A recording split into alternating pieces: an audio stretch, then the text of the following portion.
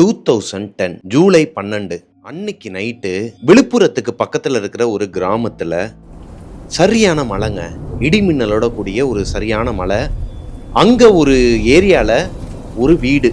இது ஒரு 1 BHK apartment, ground floor. அந்த ஃப்ளோருக்கு மேல இன்னொரு 2 BHK அபார்ட்மெண்ட் இருக்கு. இந்த கீழே இருக்கிற 1 BHK அபார்ட்மெண்ட்ல பிரியாங்கிற பொண்ணு வயசுக்கு வந்து 1 மாசம் கூட கம்ப்ளீட் ஆகல. அவங்க வீட்டுல பிரியாவோட அப்பா, அம்மா, தம்பி, இவங்களுக்கு இந்த 1 BHKங்கிறது பேருக்கு தானே ஒழிய அந்த வீடு வந்து ஒன்றும் அவ்வளோ பெருசு கிடையாதாங்க. சின்ன வீடு தான். ஆக்சுவலா சொல்ல போனோம்னா அது ஒரு 1 RK தானாங்க. ஒரு பெரிய ஹால் இருக்கும். ரூம்ங்கிற பேர்ல ஒரு சின்ன குடோன் இருக்குமா. அது ஒரு 100 ஸ்கொயர் ஃபீட் கூட இருக்காதான், அதுக்கும் கம்மியாக தான் இருக்குமா. ஸோ அங்கே தேவையில்லாத பொருட்கள்லாம் போட்டு வச்சிருப்பாங்களாம். ஒரு கிச்சன் இருக்குமா, ஒரு காமன் டாய்லெட் இருக்குமாங்க. வீட்டுக்குள்ள மொத்தத்துக்கே ஒரே ஒரு ஜன்னல் தான் இருக்கும். இதுதான் இவங்க வீட்டோட அமைப்பு. இந்த பொண்ணு வயசுக்கு வந்து 1 மாசம் கூட ஆகலைங்கிற காரணத்தினால அந்த வீடுமே சின்ன ஒரு ஹால் தான். அந்த ஒரு ஹாலில் தான் 5 பேர் படுத்துக்கணுங்கிறதுனால இந்த பொண்ணு தனியா படுக்க வச்சிருப்பாங்களாம். இந்த பொண்ணு ஒரு 2 தடவை உருண்டு வந்தா இவங்க அப்பா பக்கத்துல வந்துடலாமா. அப்படிதான் இவங்க எல்லாருமே படுத்து தூங்கிட்டு இருக்காங்க. இந்த பொண்ணு ஒரு மூலையில தான் படுக்க வச்சிருக்காங்க. மூலையில தான் படுத்து தூங்கிட்டு இருக்காங்க. இவங்களோட வீட்டுல ஒரு டிவி இருக்குமாங்க. இந்த டிவி எங்க இருக்குன்னா 2 மூலம்பாங்க இல்லையா, இந்த 2 செவரு சேர்ற இடம் ஒரு மாதிரி முச்சந்தி மாதிரி இருக்கும் இல்லையா வீட்டுக்குள்ள, அந்த இடத்துல தான் டிவி வச்சிருப்பாங்களாம். டிவிக்கு பக்கத்திலேயே இவங்க அப்பா ஒரு போன் வச்சிருப்பாராங்க. நோக்கியால இந்த பழைய மாடல்லாம் இருக்கு இல்லையா, நோக்கியால பேசிக் செட்டுங்க முதல்ல வந்துச்சு இல்லையா, அந்த மொபைல் தான் வச்சிருப்பாராம். அந்த மொபைலை எப்பவுமே சார்ஜ் போட்டு படுத்துருவாராங்க. நைட்டு காலையில எந்திரிக்கும் போது எடுத்துருவாராம். அப்படி இல்லைன்னா நைட்டே தண்ணி தவிச்சிச்சோ இல்ல ரெஸ்ட் ரூம் வந்துச்சு, சடனா ஒரு மாதிரி டிஸ்டர்ப் ஆகி எந்திரிக்கிறாரு அப்படின்னா அப்போ எடுத்துருவாராம். அந்த மாதிரி அவங்க அப்பா சார்ஜ் போட்டு வச்சுட்டு நல்லா படுத்து தூங்கிட்டு இருக்கிறாரு. அவங்க வீட்டில் எல்லாருமே தூங்கிட்டாங்க. ஆல்மோஸ்ட் பிரியாவுமே தூங்கிட்டாங்க. இப்போ பிரியாவுக்கு திடீர்னு ஒரு டிஸ்டர்பன்ஸ் வருதுங்க. சரியான மழையில இடி மின்னலோட இருக்கிறனால கரண்ட் போல, வீட்டில் கரண்ட் இருக்கு. இப்போ அந்த சத்தத்துல டக்குன்னு எந்திரிச்சிடுறாங்க. இவங்களோட தலைக்கு பக்கத்துல தான் ஒரு ஜன்னல் இருக்கு. நான் சொன்னேன் இல்லையா ஒரே ஒரு ஜன்னல் மட்டும் இருக்குன்னு. அந்த ஜன்னலுக்கு அப்படியே பின்னாடி பேக் சைடில் என்ன இருக்குன்னா சுவிட்ச் பாக்ஸ் இருக்குதாங்க. அங்கே தான் இந்த EB பாக்ஸ் சொல்லுவாங்க இல்லையா, மொத்தமாக அந்த அப்பார்ட்மெண்ட்டுக்கு உண்டானது, இந்த பில்டிங்க்கு உண்டானது அங்கே தான் இருக்குதான். அங்கே மோஸ்ட்லி யாருமே நைட்டு 10 மணிக்கு மேலே வரமாட்டாங்களாம். மோஸ்ட்லி வெளியே வரவே மாட்டாங்களாம். ஓனராகவே இருந்தாலும் ஓனர் தான் மேலே இருக்கிறாங்க. மழை வேற அடிச்சு பெஞ்சிட்டு இருக்கிறனால யாருமே வரதுக்கு வாய்ப்பே கிடையாது. பிரியா நல்லா தூங்கிக்கிட்டு இருக்கும்போது திடீர்னு இந்த இடி சத்தத்தில் டிஸ்டர்ப் ஆகி எந்திரிக்கிறாங்க. எந்திரிச்சு தண்ணி கிடைக்குமான்னு சொல்லிட்டு பக்கத்தில் பார்க்குறாங்க. எப்பயுமே சொம்புல தண்ணி வச்சிருப்பாங்களாம், அன்னைக்கு இல்லை. இப்போ எந்திரிச்சவங்க சடனா லெஃப்ட் சைடில் திரும்பி பார்த்துருக்குறாங்க. ஏன்னா அவங்க அப்பா சார்ஜ் போட்டு வச்சிருக்கிறாரு இல்லையா ஃபோனு, அது திடீர்னு லைட் எரிஞ்சிருக்குதுங்க. எப்பவுமே இது காமனான ஒரு விஷயம்தான். நம்ம ஐஃபோனாக இருக்கட்டும் இல்லை பேசிக் செட்டாக இருக்கட்டும், நைட்டு வந்து நம்ம சார்ஜ் போட்டு வைக்கிறோம் இல்லை எப்பயுமே சார்ஜ் போட்டு வைக்கிறோம்னா எதனா மெசேஜ் வந்தாலோ, கம்பெனி மெசேஜாக கூட இருக்கலாம், எதனா மெசேஜ் வந்தாலோ இல்லை திடீர்னு எதுக்கு அந்த மாதிரி ஆன் ஆகுதுன்னே தெரியாது, திடீர்னு ஆன் ஆகிட்டு ஆஃப் ஆகிடும். அந்த மாதிரி அந்த ஃபோன் ஆன் ஆகிருக்குதுங்க. இவங்க வீட்டுக்குள்ள ஒரே ஒரு விடிபல்பு தான், அதாவது நைட் லேம்ப் வந்து ஒன்று தான், ப்ளூ கலரில் ரொம்பவே மைல்டாக இருக்குமாங்க. லைட்டாக தெரியுமா கண்ணு. இந்த நிலா வெளிச்சத்தில் நம்ம ரோட்டில் நடந்து போயிருக்கீங்களா அந்த மாதிரி இருக்குமா. பௌர்ணமி இல்லை, லைட்டாக இந்த ஒரு பிறை நிலா வெளிச்சத்தில் நீங்கள் ரோட்டில் நடந்து போனீங்கன்னா ஒரு வெளிச்சம் இருக்கும் இல்லையா, அந்த அளவுக்கு டிம்மான ஒரு வெளிச்சம் தான் அவங்க வீட்டுக்குள்ளே இருக்குது. இந்த பொண்ணு முழிச்சு பார்க்கும்போது அந்த வெளிச்சம் ரொம்ப பிரைட்டாக தெரிஞ்சிருக்குது. லைக் இந்த லைட்டு மாதிரி பிரைட்டாக தெரிஞ்சிருக்குது. டிவியை தாண்டி மேலே ஒரு உருவம் ஒன்றும் தெரிஞ்சிருக்குதுங்க. கருப்பு கலரில் ஒரு புகை மாதிரியான உருவம். இந்த பொண்ணு கண்ணை கசக்கிட்டு பார்க்கும்போது தான் தெரியுது அது கருப்பு புகை கிடையாது, ஒரு உருவம். இது மனுஷன் கிடையாது. மூக்குலாம் ஒரு மாதிரி கிளி மாதிரி வளைஞ்சிருக்குதாங்க. இந்த கார்ட்டூன்ஸ்லாம் எவ்வளோ பேர் பார்த்துருப்பீங்கன்னு தெரியல, கையை இப்படி நீட்டிக்கிட்டு ஒருத்தன் நடந்து வந்துக்கிட்டே இருப்பான் இல்லையா, அந்த மாதிரி கையை கீழேயும் மேலேயும் தூக்கி இறக்குதாங்க அந்த உருவம். அது ஒரு மாதிரி உடம்பெல்லாம் செதஞ்சு போய் உடம்புலேருந்து புழுவாக வெளியே வந்து விழுந்துக்கிட்டு இருக்குதாங்க. ஒரு பக்கம் ரத்தம் வேற கொட்டுதான். எங்க இவங்க அப்பாவுக்கு பக்கத்தில் இருக்கிற அந்த டிவி கிட்ட தான் அந்த உருவம் நிற்கிதாங்க. இந்த உருவத்தோட ரத்தம் கீழே சொட்டுற சவுண்டு கேட்டுக்கிட்டு இருக்குதான். பிரியாவுக்கு அவங்க அப்பாவை எழுப்பணும் போலே இருந்திருக்குது. ஆனால் அந்த பொண்ணால் எழுப்ப முடியலையாங்க. வச்ச கண்ணு எடுக்காம அந்த உருவத்தையே பார்த்துக்கிட்டே இருந்திருக்கிறாங்க. ஒரு கட்டத்துக்கு மேலே அவங்களுக்கு ஒரு விஷயம் தோணுது. ஒருவேளை இது எதனா ஒரு ஷேடோவாக இருக்குமா, பின்னாடி அந்த ஜன்னலில் லைட் எரியுது இல்லையா வெளியே, எல்லோ கலர் பல்பு, அந்த லைட்டில் வேற யாராச்சும் வெளியே நிற்கிறாங்களா, வேற யாராச்சும் வெளியே நின்னா கூட எதுக்கு கையை தூக்கி இறக்க போகிறாங்க இந்த டைமில். டைம் பார்க்குறாங்க 12:30க்கு மேலே ஆகுது. இப்போ பிரியா எந்திரிச்சும் பார்த்துருக்குறாங்க இந்த ஜன்னல் வழியா. வெளியே யாருமே இல்லை. திரும்பி அந்த பக்கம் பார்த்தாங்கன்னா அந்த உருவமும் அங்கே இல்லை, போயிடுச்சுன்னு நினச்சிருக்கிறாங்க. ஆனால் அந்த உருவம் அங்கேருந்து போலங்க, இவங்களோட கிச்சன் கிட்ட நின்றுட்டு இருக்குதான். இப்போ இந்த பொண்ணு எந்திரிச்சதை அந்த உருவமும் கவனிச்சிருக்குது. கிச்சனுக்குள்ள அதே மாதிரியே பண்ணிக்கிட்டு இருக்குதான், கையை தூக்கி தூக்கி இறக்கிட்டு இருக்குதாங்க. இந்த பொண்ணுக்கு என்ன பயனா, இந்த வீட்டில் இருக்கிறது இவங்க அப்பா அம்மா தம்பி எல்லாரையுமே எதனா ஒன்று பண்ணிருமா அந்த உருவம், இல்லை இது நம்மளோட கனவா. ரொம்ப நேரமாக முழிச்சே இருந்துருக்குறாங்க. ஒரு மணி நேரத்தில் எப்படி தூங்குனாங்கன்னே தெரியலையா. அவங்க கண்ணுல ஒரு சொட்டு தூக்கம் கிடையாதாங்க அன்னைக்கு நைட்டு. இப்படி ஒரு உருவத்தை நம்ம வீட்டுக்குள்ளப்பா, அதுவும் வயசுக்கு வந்த பொண்ணு, இன்னும் 1 மாசம் கூட கம்ப்ளீட் ஆகல. அப்படி இருக்கும் பட்சத்துல அந்த பொண்ணுக்கு எப்படிங்க இருக்கும்?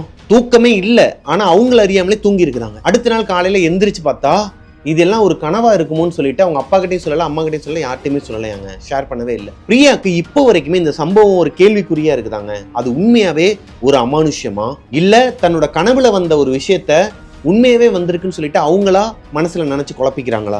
எஸ், இன்னைக்கு நம்ம பார்க்க போறது இந்த பிரியாவோட 3 எக்ஸ்பீரியன்ஸை தாங்க. இது அவங்களோட ஒரு எக்ஸ்பீரியன்ஸ் தான். அவங்களுக்கே இன்னும் 3 எக்ஸ்பீரியன்ஸ் இருக்கு, என்கிட்ட ஷேர் பண்ணியிருக்கிறாங்க. அதை பத்தி தான் இன்னைக்கு நம்ம ஷோல பார்க்க போறோம். Welcome to our show devil's kitchen.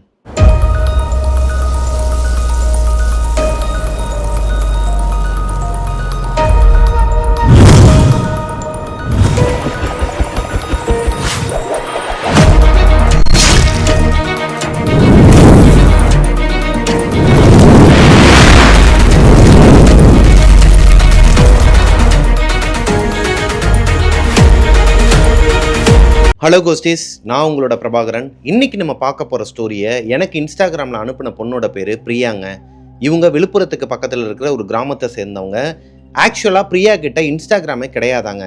Instagram ID எப்படி ஓப்பன் பண்ணணும்னு கூட தெரியாத ஒரு பொண்ணு. இப்போது நம்மளோட டெவில்ஸ் கிச்சன் ஷோவை கிட்டத்தட்ட ஒரு 8 மாதத்துலேருந்து ஒரு 10 மாதத்துக்கிட்ட ஆகுதான் பார்க்க ஆரம்பிச்சு. இந்த பார்க்க ஆரம்பிச்சதுக்கப்புறமா ஒவ்வொரு தடவையும் என்கிட்ட சொல்கிறதுக்கு ட்ரை பண்ணுவாங்களாம்.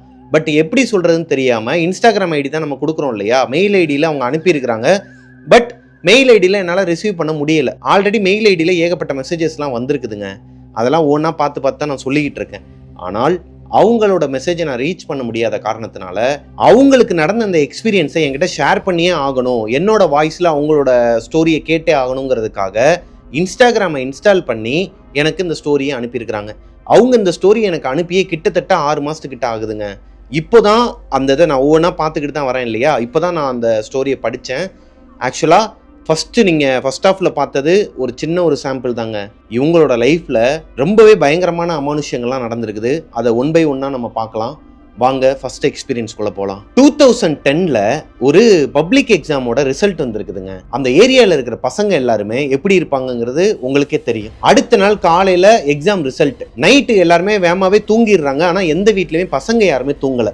நாளைக்கு நம்ம பாஸ் ஆகுமா ஃபெயில் ஆகுமா, 10th இருக்கட்டும் 12th இருக்கட்டும், பாஸ் ஆகுமா ஃபெயில் ஆகுமா. ஏன்னா நம்ம சும்மா இருந்தாலும் நம்மளை சுற்றி இருக்கிறவங்கலாம் இது உனக்கு ஒரு டேர்னிங் பாயிண்ட்டு, லைஃப்பை முடிவு பண்ணுறது ஆச்சு பூச்சுன்னு சொல்லிட்டு நம்மளை ஒரு மாதிரி ட்ரிப்பாக்கி வச்சுருப்பாங்கன்னு வச்சுக்கோங்களேன். அந்த மாதிரி ஒரு பயத்திலேயே நைட்டு படுத்து நமக்கு தூக்கமே வராது. ஆனால் நான் அப்படி கிடையாது, சொல்கிறேன் பொதுவாக எல்லாருமே எப்படி இருப்பாங்கன்னு. அந்த மாதிரி இருக்கும்போது காலையில் விடிய காலையில் ஒரு மணிக்கு, அதாவது மிட் நைட் 1 மணிக்கு இவங்களோட ஏரியாவில், பிரியாவோட ஏரியாவுக்கு பக்கத்தில் ஒரு பிள்ளையார் கோயில் கட்டிக்கிட்டு இருக்கிறாங்க. சின்னதாக ஒரு பிள்ளையார் கோயில் கட்டிகிட்டு இருக்கிறாங்க. ஆல்ரெடி இருந்த ஒரு கோயிலை இடிச்சிட்டு மறுபடியும் அதை ரெனோவேட் பண்ணி கட்டிக்கிட்டு இருக்கிறாங்க. அந்த வேலையெல்லாம் நடந்துட்டு இருக்கிறனால அங்கனக்குள்ள அந்த மணல் அப்புறம் நிறைய கல்லுலாம் கொட்டி வச்சிருப்பாங்களாங்க, ஜல்லிக்கல்லுலாம்.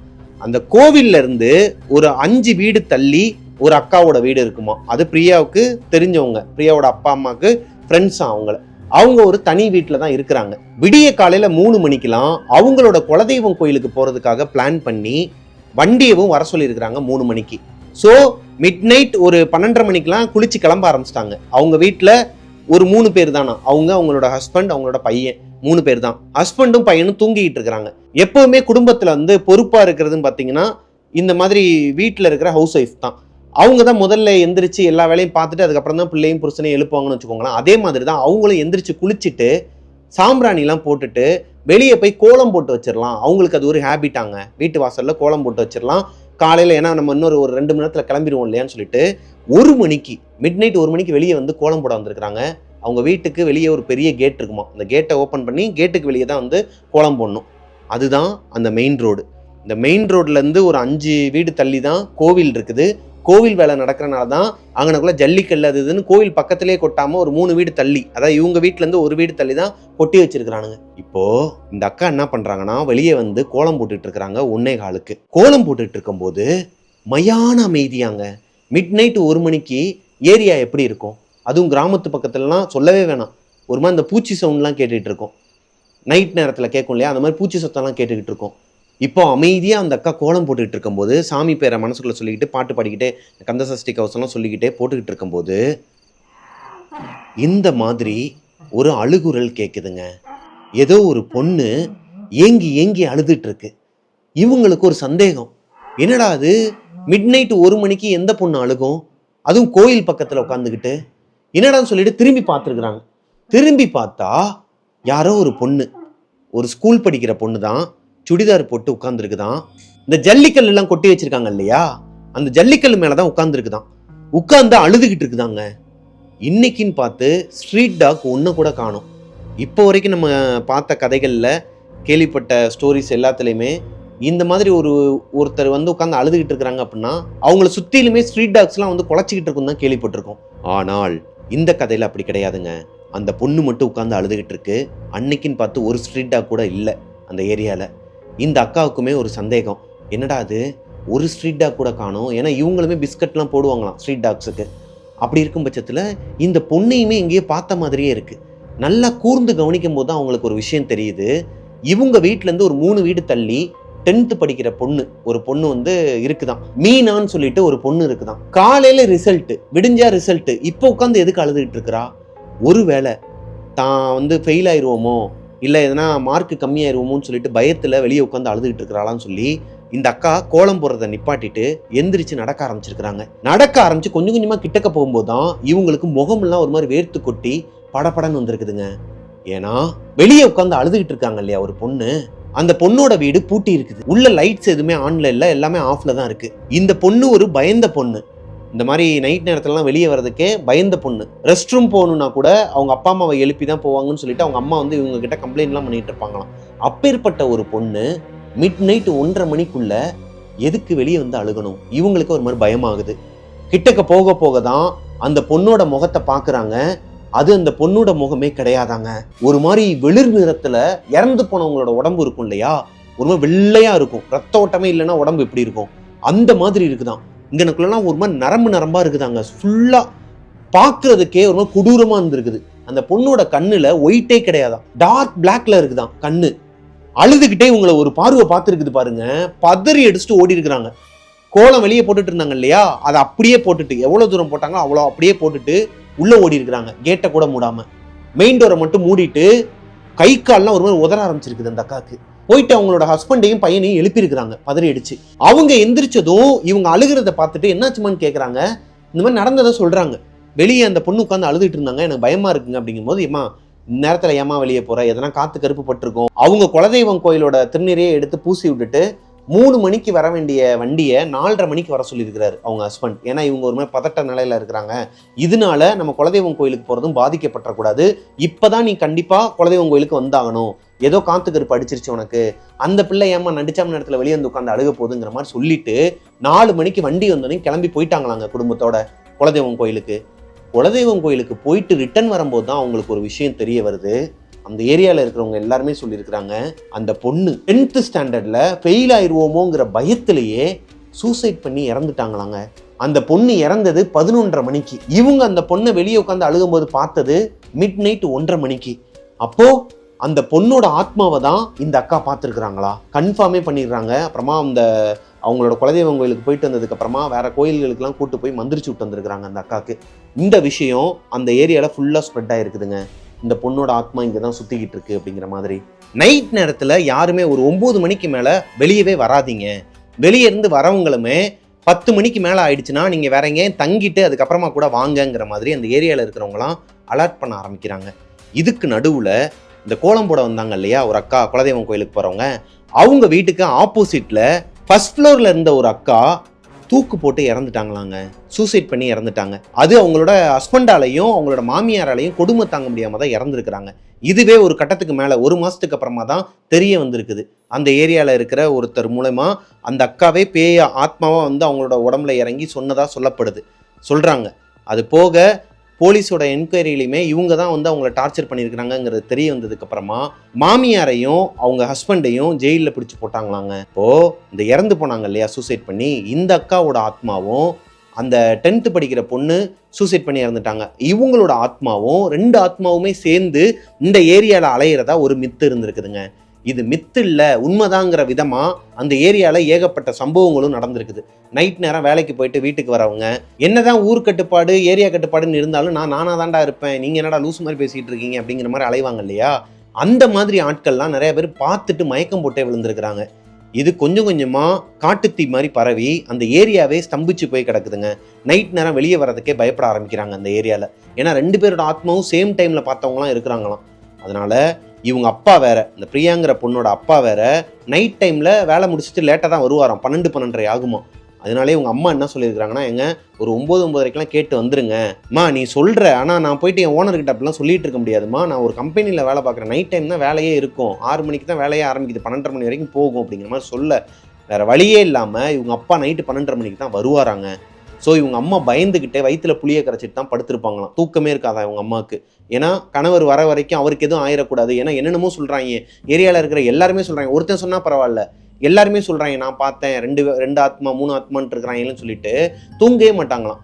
அதனாலேயே பிரியாவும் தூங்க மாட்டாங்களாம், அவங்க அம்மா கூட முழிச்சு தான் இருப்பாங்களாம். ஆனால் அவங்க அம்மாவுக்கு இவங்க தூங்கலைன்னா பிடிக்காதான், அடிப்பாங்களாம் இல்லை திட்டுவாங்களாம். ஸோ அதனாலே தூங்குற மாதிரி நடிச்சிட்டு இருப்பாங்களாங்க. இவங்களோட தம்பி நல்லா தூங்கிடுவானா. அன்னைக்கு ஒரு நாள் ஒரு 12-12:30 இருக்குமாங்க, இவங்க அப்பா வரப்போகிற நேரம் தான். அந்த நேரம் பார்த்து இவங்க வீட்டுக்கு பின்னாடி ஒரு மோட்ரு இருக்குமா, அந்த மோட்டரை யாரோ ஒருத்தவங்க ஆன் பண்ணி விட்டாங்களாம். அது சவுண்டு பலமாக கேட்குமா நைட் நேரம், காலையிலேயே சவுண்டு அதிகமாக கேட்குமா, நைட் நேரம் சொல்லவா வேணும். அதை யாரோ ஒருத்தவங்க ஆன் பண்ணி விட்டுருக்காங்க. டைம் பார்த்தா 12:30 ஆகுது. 12:30 மணிக்கு யாருமே மோட்ரு போட மாட்டாங்க. மேலே இருக்கிறது ஹவுஸ் ஓனர் தான். ஹவுஸ் ஓனரும் அவங்களுக்கு பக்கத்தில் இன்னொரு வீட்டில் ஒரு கப்புள்ஸ் இருக்கிறாங்க. இவங்க இந்த மாதிரி போட மாட்டாங்களே, நைட் நேரம் தேவையும் இல்லையே தண்ணி, அதுவே ஆல்ரெடி ஒரு ஓல்டு மோட்டர், ஒரு பழைய மோட்டர் தான். இப்போ இந்த டைம்ல அந்த மோட்டரை யாரு போட்டிருப்பா. இவங்க அம்மாவுக்கு ஒரு பயம், ஒருவேளை இவங்க அப்பா குடிச்சிட்டு கிடிச்சிட்டு வந்து காலிங் பெல்லுக்கு பதிலாக மோட்டரை போட்டுட்டாங்கனுக்குள்ள விழுந்துட்டாரா அப்படிங்கிற ஒரு பயத்துல லைட்டை போட்டிருக்கிறாங்க. வீட்டுக்குள்ள இருந்தே ஒரு சுவிட்ச் இருக்குமாங்க, அந்த சுவிட்சை போட்டா வெளியே லைட் எரியுமா. இது ஒரு எல்லோ கலர் குண்டு பல்பாங்க. இந்த லைட்டை உள்ள இருந்தே போட்டுட்டு கதவை திறக்கலான்ட்டு போறப்போ அந்த மோட்ரு ஆஃப் ஆயிடுச்சான். இவங்க கதவை ஓப்பன் பண்ணி பார்த்துருக்குறாங்க, அங்க யாருமே இல்லை. இவங்க அப்பாவும் வரல, மேல் வீட்டு ஹவுஸ் ஓனரோ இல்லை அந்த பக்கத்து வீட்டில் இருக்கிற கப்புள்ஸோ யாருமே கீழே இல்லை. மோட்ரு ஆஃப்ல தான் இருக்குது. என்னடா அது, ஆனால் சவுண்டு கேட்டுச்சே, சரி ஓகே ஏதோ ஒரு ஞாபகத்தில் ஏதோ கேட்டிருக்கு போலன்ட்டு அவங்கள எப்படிங்க இது நம்பவே முடியலை அவங்களால. எப்படி இது சாத்தியம், வெளியே யாரோ ஒருத்தவங்க மோட்டரை போட்டு ஆஃப் பண்ணியிருக்கிறாங்க, ஆனால் யாருமே இல்லை. ஒருவேளை டக்குன்னு போட்டுட்டு ஆஃப் பண்ணிட்டாங்க போல, லைட்டை போட்டோன்னே பயந்துட்டுன்னு சொல்லிட்டு கதவை மூடிட்டு அந்த சுவிட்சை ஆஃப் பண்ணியிருக்கிறாங்க. மறுபடியும் அந்த வெளியில இருக்கிற லைட்டை ஆஃப் பண்ணி மறுபடியும் அந்த மோட்டரை யாரோ ஒருத்தவங்க ஆன் பண்ணியிருக்கிறாங்க. இவங்க அம்மாவுக்கு இப்போ கொஞ்சம் பயம் வர ஆரம்பிக்குது. எவனா திருட்டு பையன் வந்துட்டானா, வெளியே வந்துட்டு இந்த மாதிரி எதனா பண்ணி வெளியே வர வச்சு கழுத்தை அறுத்துறானுங்கிற ஒரு பயம் வருது.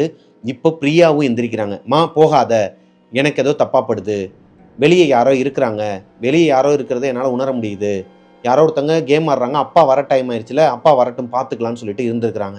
வெளியே மறுபடியும் மோட்ரு ஓடிக்கிட்டு தான் இருக்குது. பிரியா வந்து அந்த லைட்டை ஆன் பண்றாங்க. வெளியே மோட்ரு சத்தம் நின்றுதான், மோட்ரு சுவிட்சை ஆஃப் பண்ணிடுறாங்களாம். யாரோட வேலையா இருக்கும், வெயிட் பண்றாங்க. அடுத்த 10 நிமிஷத்துல வெளியே ஏதோ ஒரு செருப்பு சத்தம் கேட்குது. இப்போ யாரோ ஒருத்தவங்க இருக்காங்கிறது அவங்க அம்மாவுக்கும் தெரிஞ்சிருச்சு, பிரியாவுக்கும் தெரிஞ்சிருச்சு. பரவாயில்லன்னு சொல்லிட்டு அங்கே இருக்கிற அந்த அருகாமனை இருக்கு இல்லையா வீட்டில், அதை எடுத்துட்டு டோரை மெதுவாக ஓப்பன் பண்ணுறாங்க. ஓப்பன் பண்ணும்போது இவங்க அப்பாவோட சத்தம் கேட்குது. துர்கா கதவை தரமா அப்படின்னு சொல்லிட்டு கதவை தட்டுறாரு. அப்புறமா இவங்க அருகாமனையை வச்சுட்டு ஓப்பன் பண்ணி பார்த்தா அவங்க அப்பா தான் வந்திருக்கிறாரு. அவர்கிட்ட சொல்கிறாங்க, இந்த மாதிரி நடந்துச்சுங்க, மோட்ரு யாரோ போட்டு ஆஃப் பண்ணிட்டு இருக்கிறாங்க, என்னம்மா சொல்கிறேன்னு சொல்லிட்டு அவரும் தேடி பார்த்துருக்குறாங்க. அங்கே யாருமே இல்லை. காலையில் ஹவுஸ் ஓனர்கிட்டையும் இதை போய் சொல்லியிருக்கிறாங்க. அவருமே நைட்டு எனக்கு மோட்ரு சத்தம் கேட்டுச்சுப்பா, நீங்கள் தான் ஏதோ போட்டிருக்கீங்க போல், தண்ணியும் இருக்கா இல்லையாங்கிறதெல்லாம் நான் எந்திரிச்சு பார்த்துட்டு இருக்க முடியாது அன் டைமில், சரி உங்களை திட்டலான்ட்டு தான் இருந்தேன் காலையில், ஆனால் நீ என்னப்பா இப்படி சொல்கிற, நான் போடலையப்பான்னு இருக்கிறாங்க. இது ஒரு புரியாத புதிராகவே இருந்திருக்குதுங்க. இன்னொன்று, அவங்க அப்பா அங்கேருந்து வரும்போதும் மோட்ரு ஓடிக்கிட்டு தான் இருந்திருக்குது. பிரியாவோட அப்பா அந்த தெரு முனையிலேருந்து வரும்போது மோட்ரு சத்தம் அவருக்கு கேட்டிருக்குது, இவங்க வீட்டு மோட்ரு சத்தம் தான் கேட்டிருக்குது. ஆனால் இவர் வீட்டுக்கிட்ட வரும்போது மோட்ரு சத்தம் இல்லை, அதாவது மோட்டரை ஆஃப் பண்ணிட்டாங்க. இது எப்படி நடந்திருக்கும், எதனால் நடந்திருக்குன்னு சொல்லிட்டு தலையை பிச்சுக்கிட்டாங்களாங்க. வீட்டில் வயசுக்கு வந்த ஒரு பொண்ணு வேற இருக்குது, இந்த ஏரியாவே சரியில்லை, 2-3 ஆத்மாக்கள் அலையுதுன்னு வேற சொல்லிட்டு இருக்காங்க, இன்னைக்கு வேற ஒரு காட்டு காட்டிருச்சு, இதுக்கு மேலேயும் இந்த ஏரியாவில் இருந்தோம்னா நல்லா இருக்காது. அது போக வயசுக்கு வந்த ஒரு பொண்ணு வீட்டில் இருக்குது, ஒரு 1 BHK ஒரு பெட்ரூம் ஆச்சு இருக்கிற மாதிரி ஒரு வீடு பார்க்கணுங்க அப்படிங்கிற மாதிரி அவங்க ஒய்ஃப் சொன்ன காரணத்தினால இந்த வீடை மாத்திட்டு வேற ஏரியாவுக்கு ஷிஃப்ட் ஆயிடுறாங்க இவங்க குடும்பத்தோட. இப்போ இவங்க புதுசாக போயிருக்கிறது ஒரு 1 BHK அப்பார்ட்மெண்ட்டுங்க. இது ஃபர்ஸ்ட் ஃப்ளோர். கிரவுண்ட் ஃப்ளோரில் ஒரு வீடு இருக்குமா, இவங்க ஃபர்ஸ்ட் ஃப்ளோரில் இருக்கிறாங்க, இவங்களுக்கு மேலே ஒரு அப்பார்ட்மெண்ட் இருக்குமா 2 BHK, அதுக்கு மேலே மொட்டை மாடி. இதுதான் இப்போ இவங்க புதுசாக போயிருக்கிற வீட்டோட அமைப்பு. பிரியாவோட ஃபேமிலி வந்திருக்கிற இந்த 1 BHK அப்பார்ட்மெண்ட் இவங்களுக்கு ரொம்பவே பிடிச்சிருக்குதுங்க. ஏன்னா இதுக்கு முன்னாடி ஒரே ஒரு ஹாலில் படுத்து தூங்கிட்டு ரொம்ப டஞ்சனாக இருந்துச்சு இல்லையா, இது ஒரு பெட்ரூம் இருக்குது. இவங்களோட வீட்டோட அமைப்பு எப்படி இருக்குன்னு பார்த்தீங்கன்னா, மெயின் டோரை ஓப்பன் பண்ணணுமே வெளியவே செருப்பை கழட்டி போகிறதுக்கு ஒரு இடம் இருக்குமாங்க. அப்படியே உள்ளே போனால் ஒரு பெரிய ஹால் இருக்குமா. ஹாலுக்கு லெஃப்ட் சைடில் ஒரு பெட்ரூம், மாஸ்டர் பெட்ரூம், அதான் ஒரே ஒரு பெட்ரூம் தான், நல்ல வெளிச்சமாக இருக்குமா. பால்கனியோட இருக்கிற ஒரு பெட்ரூம் வித் அட்டாச் பாத்ரூமோட. அப்படியே இந்த ஹாலுக்கு ரைட் சைடில் பார்த்தா குறுகலாக ஒரு மாதிரி போகுமாங்க. அதுக்குள்ளே போனால் பாத்ரூம் இருக்குமாங்க. இந்த பாத்ரூம்க்கு அப்படியே ஆப்போசிட்ல ஒரு சின்ன ரூம் இருக்குமா, டஞ்சனா இருக்குமாங்க. ஒரு 20-30 ஸ்கொயர் ஃபீட்ல தான் இருக்குன்னு வச்சுக்கோங்களேன். இதுல வேண்டாத பொருளெல்லாம் ஸ்லாப்ல போட்டுட்டு அவங்க அப்பா தான் யூஸ் பண்ணிட்டு இருப்பாராம். இவங்க அம்மா வந்து விளக்க மாதிரி இதெல்லாம் வைக்கிறதுக்கு யூஸ் பண்ணுவாங்களாம், அவங்க அப்பா வந்து ஷேவ் பண்றதுக்குலாம் அந்த ரூமை யூஸ் பண்ணிட்டு இருப்பாராம். ஆப்போசிட்லேயே ரெஸ்ட் ரூம் இருக்கிறனால இவங்களுக்கு பிடிச்சது இந்த மாஸ்டர் பெட்ரூம் தான்.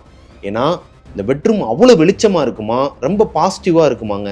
இவங்களோட வீட்டுக்கு மேலே ஹவுஸ் ஓனரோட பேத்தி இருப்பாங்களாம். இந்த வீட்டுக்கு வந்து பால் காய்ச்சி எல்லாமே நல்லபடியாக தாங்க போயிட்டு இருந்திருக்குது. ஒரு நாள் இவங்களோட பெட்ரூமுக்கு வெளியே ஒரு பால்கனி இருக்குன்னு சொன்னாங்க இல்லையா, அங்கே உட்காந்து டீ குடிச்சிட்டு இருப்பாங்களாம் ஈவினிங் டைமில். இவங்களும் இவங்க அம்மாவும் பிரியாவோட அம்மாவும் உட்காந்து குடிச்சிட்டு இருக்கும்போது இவங்களுக்கு அப்படியே ஆப்போசிட் வீட்டில் ஃபர்ஸ்ட் ஃப்ளோரை வந்து எடுத்து கட்டிக்கிட்டு இருக்கிறாங்களாம். கீழ் வீட்டில் ஆள் இருப்பாங்களாம், அவங்களுமே வெளியே தான் உட்காந்துருப்பாங்களாம். அவங்க இந்த வீடை பார்த்த மாதிரியே இருப்பாங்களாம். ஒரு ஆன்ட்டி, இந்த ஆன்ட்டி ஒரு 2-3 நாளாவே இவங்களை பார்த்துக்கிட்டே இருந்திருக்கிறாங்க, பேசவே இல்லை. இவங்களும் அவங்களா பேசினா பேசுவோம், நம்ம பேச வேணாம்னு சொல்லிட்டு விட்டாங்களாம். இது பெண்களுக்கு இருக்கிற ஒரு இயல்புங்க. ஸோ 3வது நாள் அந்த ஆன்ட்டியே பேச்சு கொடுக்குறாங்க. என்ன நீங்கள் புதுசாக வந்திருக்கீங்க போலையே இங்கே அப்படின்னு. ஆமாம் நாங்கள் இப்போ தான் வந்திருக்கோம்னு சொல்லிட்டு இவங்க சகஜமாக பேச ஆரம்பிக்கிறாங்க. இவங்க சொல்கிறாங்க, இந்த மாதிரி பொண்ணு வயசுக்கு வந்ததுக்கப்புறமா நாங்கள் அந்த வீட்டிலேருந்து இங்கிட்ட வந்துட்டோம் அப்படிங்கிற மாதிரி சொல்கிறாங்க. ஆனால் அந்த ஏரியாவில் நடந்த அசம்பாவிதம் அமானுஷத்தை பற்றிலாம் இவங்க அம்மாவோ இவங்களோ ஷேர் பண்ணிக்கல. ஆனால் அந்த ஆப்போசிட்டில் இருக்கிற அந்த ஆன்ட்டி என்ன கேட்குறாங்கன்னா, இந்த வீட்டுக்கு எதுக்கு வந்தீங்க, இந்த வீட்டை பற்றி தெரிஞ்சு தான் வந்தீங்களா, இந்த வீட்டை பற்றி ஹவுஸ் ஓனர் உங்ககிட்ட எதனா சொன்னாங்களா, இல்லை நீங்கள் எதனா கேட்டிங்களான்னு சொல்லி கேட்க இவங்க அம்மாவுக்கும் இந்த பொண்ணுக்கும் ஒரு மாதிரி தூக்கி போட்டிருக்குதுங்க. என்னங்க சொல்கிறீங்க, இந்த வீட்டில் அப்படி என்ன நடந்துச்சு, எங்களுக்கு நல்லா தான் இருக்குது, நாங்கள் வந்தோம் பால் காய்ச்சினோம், எங்களுக்கு இப்போ வரைக்கும் எந்த ஒரு இதுவும் தெரியலையே, ஏன் அப்படி கேட்குறீங்க. இல்லை நான் அப்படி சொல்ல வரல, இதுக்கு முன்னாடி நீங்கள் வர்றதுக்கு முன்னாடி இந்த வீடு 9 மாசமா பூட்டி போட்டே கிடந்துச்சு, யாருமே இந்த வீட்டுக்கு வரல. ஒருத்தர் வந்தாரு, 1 வாரம் கூட இருக்கல, ஃபேமிலியாக தான் வந்தாங்க, 1 வாரம் கூட இந்த வீட்டில் தாண்டலை. நான் கேள்விப்பட்ட வரைக்கும் 1 மாதம் வரைக்கும் இந்த வீட்டில் இருக்கிறதே பெரிய விஷயம்னு சொல்லி கேள்விப்பட்டிருக்கேன். ஹவுஸ் ஓனர்கிட்ட இது சம்மந்தமாக நாங்கள் இந்த ஏரியாவில் இருக்கவங்களாம் கேட்கும்போது, ஏன் ஒருத்தவங்க வந்தாங்கன்னா ஏன் ஒரு மாதம் கூட தங்க மாட்டாங்க, என்ன ஆச்சு அந்த வீட்டில் எதனா இருக்கான்னு சொல்லி கேட்கும்போது அவங்க என்ன சொல்லியிருக்கிறாங்கன்னா, இந்த வீட்டுக்கு வந்த உடனேயுமே புது வீடு வாங்கிட்டு போயிடுறாங்க, ராசியான வீடு அப்படிங்கிற மாதிரி சொல்லி வச்சிருக்கிறாங்க. இந்த ராசியான வீட்டுக்கு இங்கே வந்துட்டு போனவங்க அவங்களோட ஃப்ரெண்ட்ஸை சஜஷன் பண்ணி வந்திருக்கலாம்ல, ஏன் 9 மாதம் இந்த வீடு பூட்டி போட்டு கிடக்கு. இவங்களுக்கு ஒரு சந்தேகம் ஆரம்பிக்குது. இருந்தாலும் அந்த ஆன்ட்டி என்ன சொல்கிறாங்கன்னா, நீங்கள் அதெல்லாம் போட்டு குழப்பிக்காதீங்க, மேபி அவங்க சொன்ன மாதிரி வீடு வாங்கிட்டு கூட எல்லாரும் போயிருக்கலாம், நீங்களும் ஃப்யூச்சரில் வீடு வாங்கலாம் சொல்லி இந்த டாப்பிக்கை அப்படியே விடுறாங்க. இப்போது இவங்க 2 பேரோட மனசுக்குள்ளேயுமே இது ஓடிக்கிட்டே இருக்குது. பிரியாவோட மனசுக்குள்ளேயும் அவங்க அம்மாவோட மனசுக்குள்ளேயும் அப்படி என்ன நடந்திருக்கும், இந்த வீட்டில் என்ன இருக்குது. பிரியாவோட அப்பா வீட்டுக்கு வந்ததுக்கப்புறமா பிரியாவோட அம்மாவும் அவர்கிட்ட நடந்ததெல்லாம் சொல்கிறாங்க. இந்த மாதிரி எதிர் வீட்டில் ஒரு ஆன்ட்டி வந்து பார்த்தோம், அவங்க வந்து சொன்னாங்கங்கும்போது, அதெல்லாம் சும்மா எதனா கற்பனையாக இருக்கும், அதெல்லாம் நீங்கள் மண்டையில் போட்டு ஏற்றிக்காதீங்க, நம்மளே இப்போ தான் இந்த வீட்டுக்கு வந்திருக்கோம், நல்லா தானே இருக்குது, நமக்கு பாசிட்டிவாக தான் இருக்குது, மேபி இந்த வீட்டு ஓனருக்கும் அவங்களுக்கும் ஆகாமல் கூட இருக்கலாம், அதெல்லாம் கண்டுக்காதீங்கிற மாதிரி விட்டுறாங்க. அன்னைக்கு ஒரு நாள் காலையில் இவங்க அப்பாவுக்கு வந்து சிகரெட் அடிக்கிற பழக்கம் இருக்குதாங்க. 3 சிகரெட் வச்சுருந்துருக்கிறாரு. எப்போயுமே பாத்ரூம் போயிட்டு சிகரெட் அடிச்சு தான் வருவாராம் பிரியாவோட அப்பா. பிரியா அன்னைக்கு மாசிலாமணி படம் பார்த்துட்டு இருந்திருக்கிறாங்க. ஆஃப்டர்நூன் ஒரு 2 மணி இருக்குமா. பார்த்துக்கிட்டு இருக்கும்போது அவங்க ஏரியாவில் தண்ணி லாரி வந்திருக்குது. ஸோ தண்ணி லாரி வந்தோடனே அவங்க அம்மா என்ன பண்ணியிருக்காங்கன்னா, வாடி கீழே போயிட்டு குடத்தை எடுத்துட்டு பிடிச்சிட்டு வந்துடலாம். ஒரு பெரிய ப்ளூ கலர் ட்ரம் இருக்குமா, அது இவங்களோட ரெஸ்ட் ரூமுக்கு வெளியே இருக்குமா. அந்த ப்ளூ கலர் ட்ரம்மு மேலே இருக்கிற மூடியை ஓப்பன் பண்ணி வைக்கணுமா. இவங்க அப்பா வீட்டை விட்டு கிளம்பி போய் கிட்டத்தட்ட 1 மணி நேரத்துக்கு மேலே ஆகுது. அவர் ரெஸ்ட் ரூமில் போயிட்டு சிகரெட் அடிச்சுட்டு அங்கேருந்து கிளம்பி போயிட்டாரு. இப்போ 3 சிகரெட் அவர் வச்சுட்டு போயிருக்கிறாரு. இவங்க பார்க்குற அந்த டிவிக்கு பக்கத்துலேயே ஒரு கபோர்டு மாதிரி திண்டு மாதிரி இருக்குமாங்க. அங்கேயே வீடு கட்டும் போதே கல்லுலேயே கட்டி வைப்பாங்க இல்லையா, அந்த மாதிரி ஒரு ஸ்லாப்ல தான் இவங்க அப்பா சிகரெட்டை வைப்பாராங்க. அதில் 3 சிகரெட் வெளியே இருந்திருக்குது. அதை இவங்களும் பார்த்துருக்குறாங்க, பிரியாவும். இப்போ இவங்க அம்மா ரொம்ப நேரமாக கத்திக்கிட்டே இருக்கிறாங்க. கீழே தண்ணி லாரி வந்துருச்சு, கூட்டம் கூட்டிட்டாங்க, வா வா வான்னு சொல்லிட்டு இருக்கும்போது நான் படம் பார்த்துட்டு தான் வருவேன்னு சொல்லி பிரியா சொல்ல, சரிடி அட்லீஸ்ட் நீ போய் அந்த மூடியை வச்சு ஓப்பன் பண்ணி வைன்னு சொல்லிட்டு அவங்க அம்மா குடத்தெல்லாம் எடுத்துட்டு கீழே போயிட்டாங்களாங்க. இப்போ பிரியா போயிட்டு அந்த ட்ரம் மேல இருக்கிற மூடியை ஓப்பன் பண்ணி வைக்கும்போது சரியான ஸ்மெல்லாங்க, சிகரெட் ஸ்மெல்லு. என்னடான்னு சொல்லிட்டு பாத்ரூம் ஓப்பன் பண்ணி பார்த்தா ஃப்ரெஷ்ஷாக இப்போ ஒருத்தவங்க உள்ளே உட்காந்து தம் அடிக்கிறாங்க, அதாவது சிகரெட் அடிக்கிறாங்க அப்படின்னா எவ்வளோ புகை இருக்கும். லைக் இந்த ஏரியா சைட்லலாம் கொசு மருந்து போட்டு போவாங்க இல்லையா, அந்த மாதிரி புகையா இருக்குதாங்க. கண்ணே தெரியலையாம் உள்ள, அந்த அளவுக்கு புகையா இருந்திருக்குது. அவங்க அப்பா சிகரெட் அடிச்சுட்டு போய் கிட்டத்தட்ட 1 மணி நேரம் ஆகுது. அங்கே ஒரு ஜன்னலும் இருக்குது.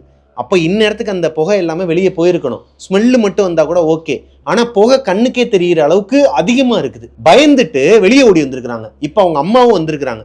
அவங்க அம்மா வந்தோடனையும் அவங்களும் பார்த்துட்டு அவங்களுக்கும் பயம் வந்திருக்குது. இவங்க 2 பேருக்குமே ஒரு விஷயம் புரியலைங்க. என்னடா இது, அவர் அடிச்சுட்டு அந்த சிகரெட் அடிச்சுட்டு அவர் போயே கிட்டத்தட்ட 1 மணி நேரத்துக்கு மேலே ஆகுது. இந்நேரத்துக்கு கிளியர் ஆயிரும். அது அவங்க அம்மாவுக்கும் தெரியும். எப்பவுமே அவங்க அப்பா யூஸ் பண்ணதுக்கப்புறமா இவங்க யூஸ் பண்ணுவாங்க இல்லையா, அதனால அவங்களுக்கு தெரியும்.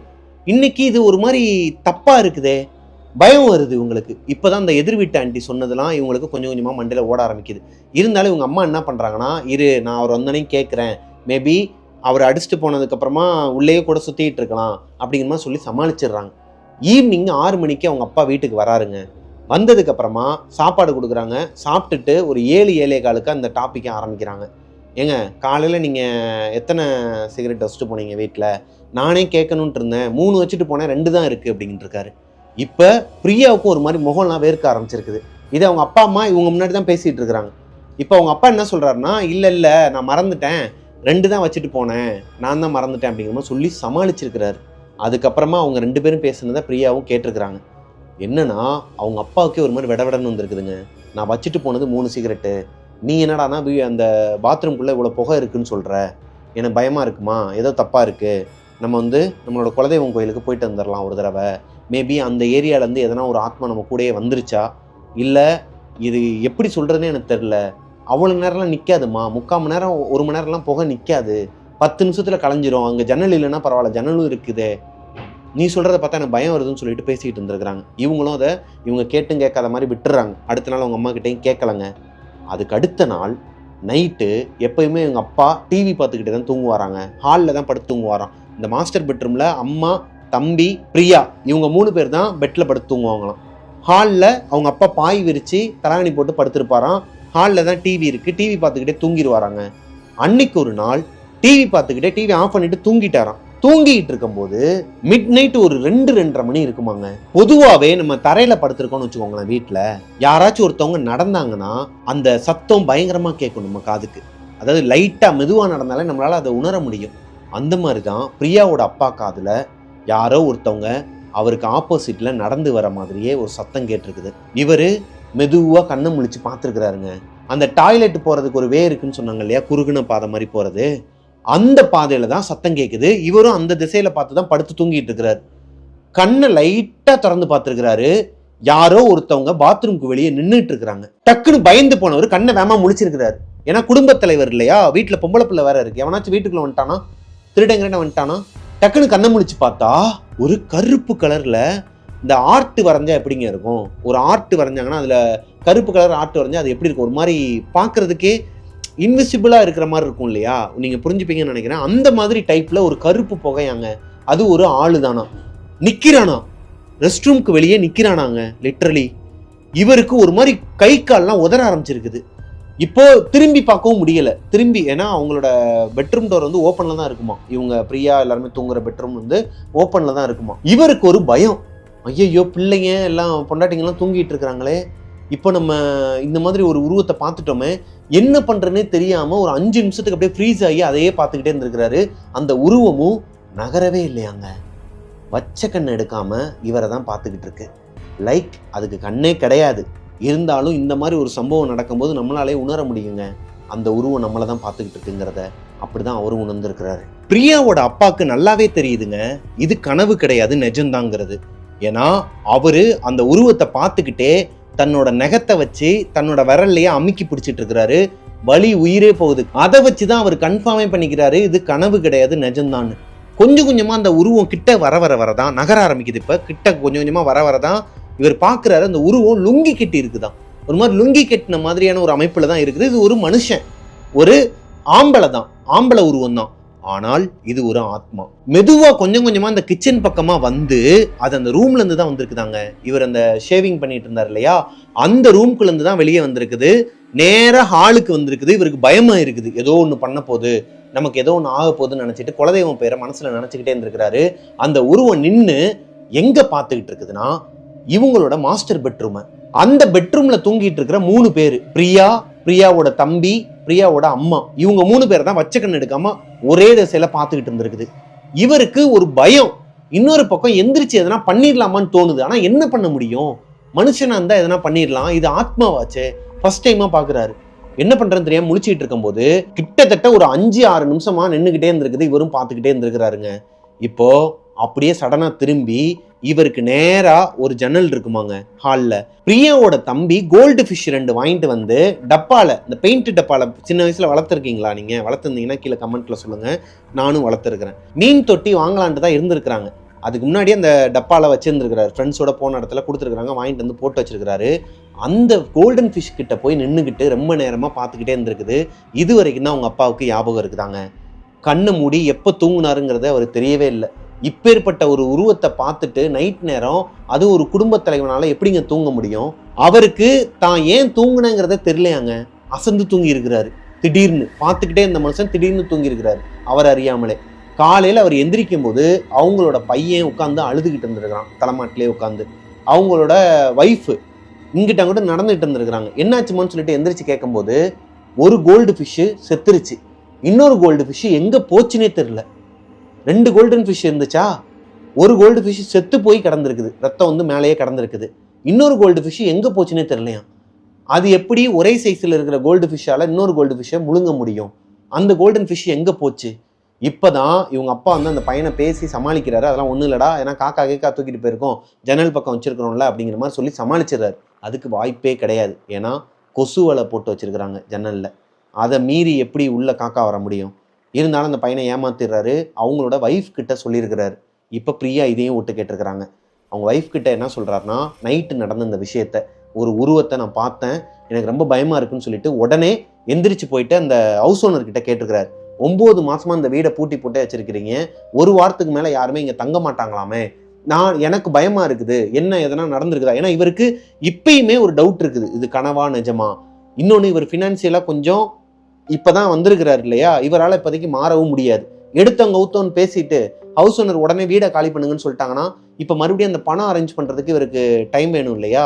அதனால கொஞ்சம் பார்த்து பக்குவமாக தாங்க போய் கேட்டிருக்கிறாரு.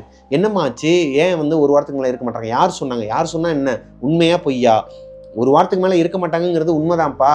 ஆனால் அவங்க வந்து சொந்த வீடு வாங்கிட்டு போயிடுவாங்க, அவனுக்கு தெரியாதா? அந்த வீட்டுக்கு வந்துட்டீங்களா, நீங்களும் சொந்த வீடு வாங்கிடுவீங்கிற மாதிரி வேற மாதிரி பேச ஆரம்பிச்சிருக்கிறாங்க. இல்லைங்க, எனக்கு பயமா இருக்கு, பொம்பளை பிள்ளை வேற இருக்கு, என்னன்னு சொல்லுங்க. இப்போ வரைக்கும் எதுவும் நடக்கல, அப்புறம் என்ன பேசிட்டு இருக்க? உனக்கு அப்படி இருக்குன்னா உடனே கூட காலி பண்ணிட்டு போயிரு, எனக்கு ஒன்றும் பிரச்சனை இல்லை, அந்த வீட்டுக்கு வர்றதுக்கு ஆள் இருக்காங்கிற மாதிரி திமிரா பேசியிருக்குது அந்த ஹவுஸ் ஓனர் பொம்பளை. இவர் சரி ஓகே நம்ம ரொம்ப பேசலாம்னு சொல்லிட்டு அப்படியே கண்ட்ரோல் பண்ணிட்டு, இவரோட மைண்ட்ல என்னன்னா இன்னும் 2 மாசம் கழிச்சு இவருக்கு ஒரு பெரிய அமௌண்ட் வர வேண்டியது இருக்கு. அது வந்ததுக்கு அப்புறமா அந்த வீடை காலி பண்ணலாங்கிற ஐடியால தான் இருந்திருக்கிறாரு. அது வரைக்கும் போகிற வரைக்கும் போகலாம், குலதெய்வத்தை மனசில் நினச்சிட்டு இருக்கலாம்னு சொல்லிட்டு இந்த விஷயத்த அப்படியே விட்டாராங்க. ஒரு 2-3 வாரம் போகுது. இந்த 2-3 வாரத்துக்கு அப்புறமா, அதாவது இந்த 2-3 வாரத்தில் எந்த ஒரு சம்பவமும் நடக்கலை. இவர் அதே ஹாலில் தான் படுத்திருக்கிறாரு. எந்த ஒரு அமானுஷத்தையோ இல்லை எதையுமே இவர் பார்க்கல. மேபி அசந்து தூங்கிட்டனால அதை கவனிக்கல என்னங்கிறதும் இவர் தெரில. ஆனால் முதல் 2 நாள் வரல, அதனால அடுத்தடுத்து தூங்க ஆரம்பிச்சிருக்காரு. 3 வாரம் போயிருச்சுங்க. 3 வாரத்துக்கு அப்புறமா எப்போவுமே பிரியாவும் அவங்க அப்பாவும் அடிச்சு விளாடுவாங்களாம். இப்போ நான் ஒரு வேலை பார்த்துக்கிட்டு இருக்கேன்னு வச்சுக்கோங்களேன், என் முதுகில் வந்து எங்கள் அப்பா அடிச்சுட்டு ஓடுறாருன்னு வச்சுக்கோங்க, நான் திரும்ப போயிட்டு அவரோட முதுகில் ஓங்கி ஒரு அரைஞ்சிட்டு வந்துடுவேன்.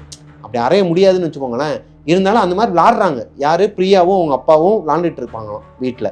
அப்படி தான் ஒரு நாள் பிரியா அந்த சொன்னாங்க இல்லையா, கிச்சனை ஒட்டி பாத்ரூம் போகிறதுல, அந்த ஏரியாவுக்கு முன்னாடி தான் மிக்சி வச்சுருப்பாங்களாம் அவங்க அம்மா. அது இப்போ மிக்சி இங்கே இருக்குன்னா நான் அரைச்சிட்டு இருக்கிறேன்னா இந்த ரைட் சைடில் பார்த்தா அந்த ரூம்குள்ளே போகலாமா, அதாவது நேராக போய் லெஃப்ட் எடுத்தால் அந்த ரூம். இந்த அமைப்பில் அவங்க மிக்சியில் சட்னி அரைச்சிட்டு இருந்துருக்குறாங்க. சட்னி அரைச்சிட்டு இருக்கும்போது அவங்க அப்பா உள்ளுக்குள்ளே முடியை வந்து கட் பண்ணிட்டு இருந்திருக்காங்க. வெள்ளை முடியெல்லாம் கட் பண்ணுவாங்க இல்லையா, அந்த மாதிரி சிசரை வச்சு கட் பண்ணிட்டு இருக்கும்போது கட் பண்ணதுக்கு போறதுக்கு முன்னாடியே இந்த பிரியாவை வந்து ஓங்கி ஒரு அறையை அடிச்சுட்டு ஓடி இருக்கிறாரு. இவங்களும் பின்னாடியே ஓடி போய் அவரை அடிச்சுட்டு வந்திருக்கிறாங்க. இப்போ இப்படியே 2 தடவை இவங்க பண்ணியிருக்கிறாங்க. 3வது தடவை இவங்க அரைச்சிட்டு இருக்கும்போது பின்னாடி அவங்க அப்பா வந்து அடிச்சிருக்கிறார். டேடின்னு சொல்லிட்டு இவங்க திரும்பி இருக்கிறாங்க. ஒரு கருப்பு உருவம், அதாவது கருப்பு உருவம்னா புகை மாதிரி கிடையாது, கருப்பா இருக்குதான், கருகருன்னு. இவங்க அப்பாவோட ஹைட்ல, இவங்க அப்பாவோட வெயிட்ல, இவங்க அப்பா கட்டி இருந்தா அதே லுங்கி அந்த ஆத்மாவும் கெட்டி இருக்குதான். அந்த உருவமும் கெட்டிக்கிட்டு வேமா ஓடுதாங்க, வேமா ஓடுதான் அந்த ரூம்குள்ள. ஒரு மாதிரி ஆயிடுச்சாங்க பிரியாக்கு. அந்த உருவம் கரெக்டா ஓடி அந்த ரூம்குள்ள போகுதான். அவங்க அப்பா எட்டி பாக்குறாராம் வெளியே, என்னம்மா கூப்பிட்டியா அப்படின்னு சொல்லிட்டு. எப்படிங்க இருக்கும் பிரியாக்கு? ஒரு மாதிரி தூக்கி போட்டுருக்குது. கத்தி இருக்கிறாங்க பிரியா கத்துன கத்துல அவங்க அப்பாவும் அம்மாவும் தெரிச்சு போய் ஓடி வந்திருக்கிறாங்க. என்னாச்சுமான்னு சொல்லி கேட்கும்போது பிரியா அழுதுகிட்டே இருக்கிறாங்க. ஒரு 5 நிமிஷமா பேசவே இல்லையா, அழுதுகிட்டே இருந்திருக்கிறாங்க. என்னன்னு சொல்லி அவங்க அப்பாவுக்கு புரிய ஆரம்பிக்குது. சரி சொல்லுமா என்னமான்னு சொல்லிட்டு அவங்க ரூம்ல கூப்பிட்டு வந்து உட்கார வச்சு தண்ணிலாம் கொடுத்து கொஞ்சம் காம் டவுன் ஆனதுக்கு அப்புறமா தான் நடந்த விஷயத்த பிரியா அவங்க அப்பா கிட்ட சொல்றாங்க. அவர் என்ன சொல்றாருன்னா, அம்மா அது ஒன்றும் இல்லைம்மா, இந்த மாதிரி உனக்கு கற்பனையா இருக்கும், எதனா புகை மாதிரியான விஷயம் எதனா பார்த்துருப்ப, ஏன்னா இங்க அம்மா வேற சமைச்சிக்கிட்டு இருக்காங்க இல்லையா அப்படின்னு சொல்லி திணறி பேச ஆரம்பிக்கிறாராம். இவங்களுக்கு நல்லாவே புரியுது இவங்களை சமாளிக்கிறதுக்காக தான் அவங்க அப்பா அந்த மாதிரிலாம் கதை கட்டிக்கிட்டு இருக்கிறாரு. இருந்தாலும் அப்பா வேற எதுனா நினைச்சுக்க போறாரு, அப்பாவுக்கு எதுனா சரியான தூக்கம் இருக்காது, ஏன்னா ஆல்ரெடி அவர் வீட்டுக்காக ஏகப்பட்ட கஷ்டங்கள் படுறாங்கனால இவங்க அமைதியா விட்டாங்களாங்க. ஆனால் இந்த சம்பவத்தை பிரியாவால மறக்கவே முடியாதான் வாழ்க்கையில. ஏன்னா இந்த வீட்டுக்கு வந்ததுக்கு அப்புறமா அவங்களுக்கு நடந்த முதல் சம்பவம் புகையா தான் பார்த்தாங்க.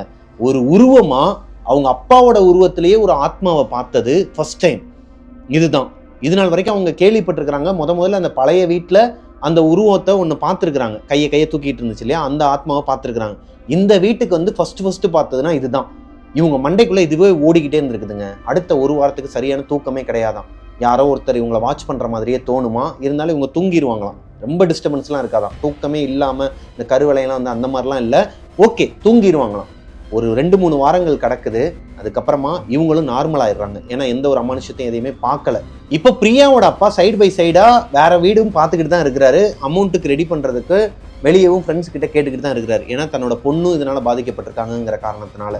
இப்போ இந்த நேரத்துல இவங்களோட அம்மா தம்பி, பிரியாவோட அப்பா வேலைக்கு போயிட்டாரு. பிரியாவோட அம்மாவும் தம்பியும் ஹவுஸ் ஓனர் வீட்டுக்கு அந்த மேல வந்து அவங்களோட பேத்தி இருக்காங்கன்னு சொன்னாங்க இல்லையா, அங்க ஒரு பையன் இருக்கிறானா, அவங்க கூட லாண்டுகிட்டு அந்த பொண்ணு கூட பேசிக்கிட்டு மேல போய் கதையடிக்க போயிட்டாங்களாம். பிரியா மட்டும்தான் வீட்டுல இருந்திருக்கிறாங்க, தூங்கிட்டு இருந்திருக்கிறாங்க. சடனா எந்திரிச்சு பார்க்கும்போது பிரியா வீட்டுல யாருமே இல்லை, ஒரு மாதிரி மயான அமைதியா இருந்திருக்குது. பெட்ரூம்ல தான் தூங்கிட்டு இருந்திருக்கிறாங்க. பால்கனி ஓப்பன்ல இருக்கு. இப்போ எந்திரிச்சவங்க வாட்டர் கேன்ல தண்ணி இருக்கான்னு பாக்குறாங்க, இல்ல. தண்ணி பிடிக்கிறதுக்காக வெளியே வராங்க. வெளியே வரும்போதே டோரை க்ளோஸ் பண்ணிட்டு வராங்க. இதை அவங்களோட மாஸ்டர் பெட்ரூமை க்ளோஸ் பண்ணிட்டு வெளியே வராங்க. கிச்சன்ல போய் தண்ணி பிடிச்சு குடிச்சிட்டு இருக்கும்போது இப்படி ஒரு சத்தம் கேட்குதுங்க.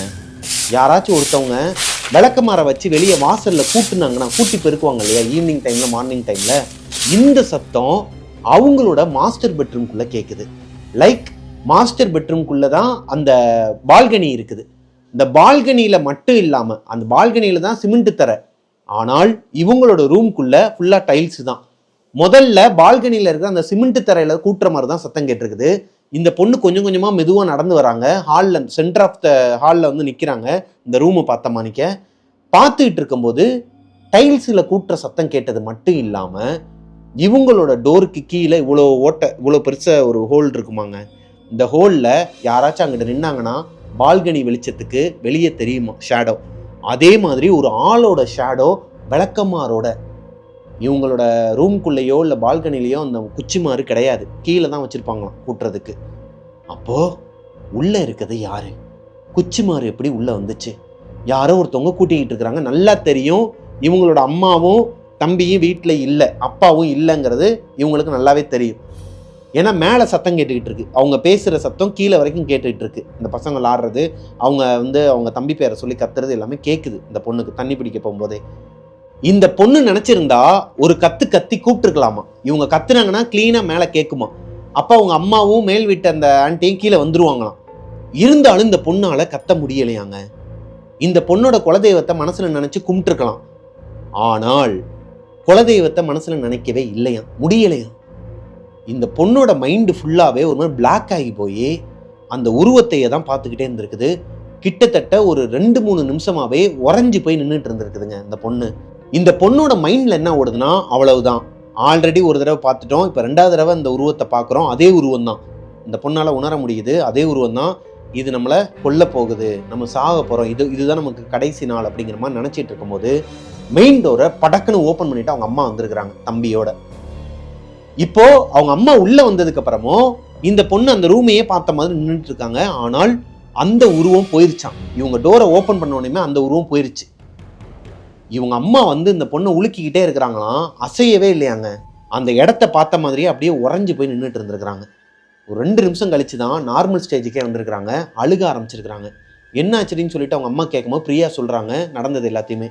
ஒரு குச்சிமாரை வச்சுக்கிட்டு யாரோ ஒருத்தவங்க உள்ளே பெருக்கிட்டு இருந்தாங்க, எனக்கு சத்தம் கேட்டுச்சு, உருவத்தையும் பார்த்தேன்னு சொல்ல அவங்க அம்மா, எனக்குமே ஏதோ ஒரு இன்ஸ்டிங்ஸ் வந்துச்சுரி, மேலே இருக்கும்போது எனக்கு ஏதோ ஒன்று தோணுச்சு, கீழே ஏதோ உனக்கு ஆபத்துங்கிற மாதிரி எனக்கு உணர்வுபூர்வமாக ஏதோ ஒன்று தோணுச்சு, எனக்கு இது நாள் வரைக்கும் இந்த மாதிரி தோணுனது கிடையாதுன்னு சொல்லிட்டு அதனால தான் மேலேருந்தே ஓடி வந்திருக்கிறாங்க அவங்க அம்மா. கீழே ரொம்ப நேரம் ஆச்சே பிள்ளையை விட்டுட்டு வந்து என்னமோ ஏதோன்னு சொல்லிட்டு தான் ஓடி வந்திருக்கிறாங்க திடீர்னு ஏதோ ஒரு தாட்டில்.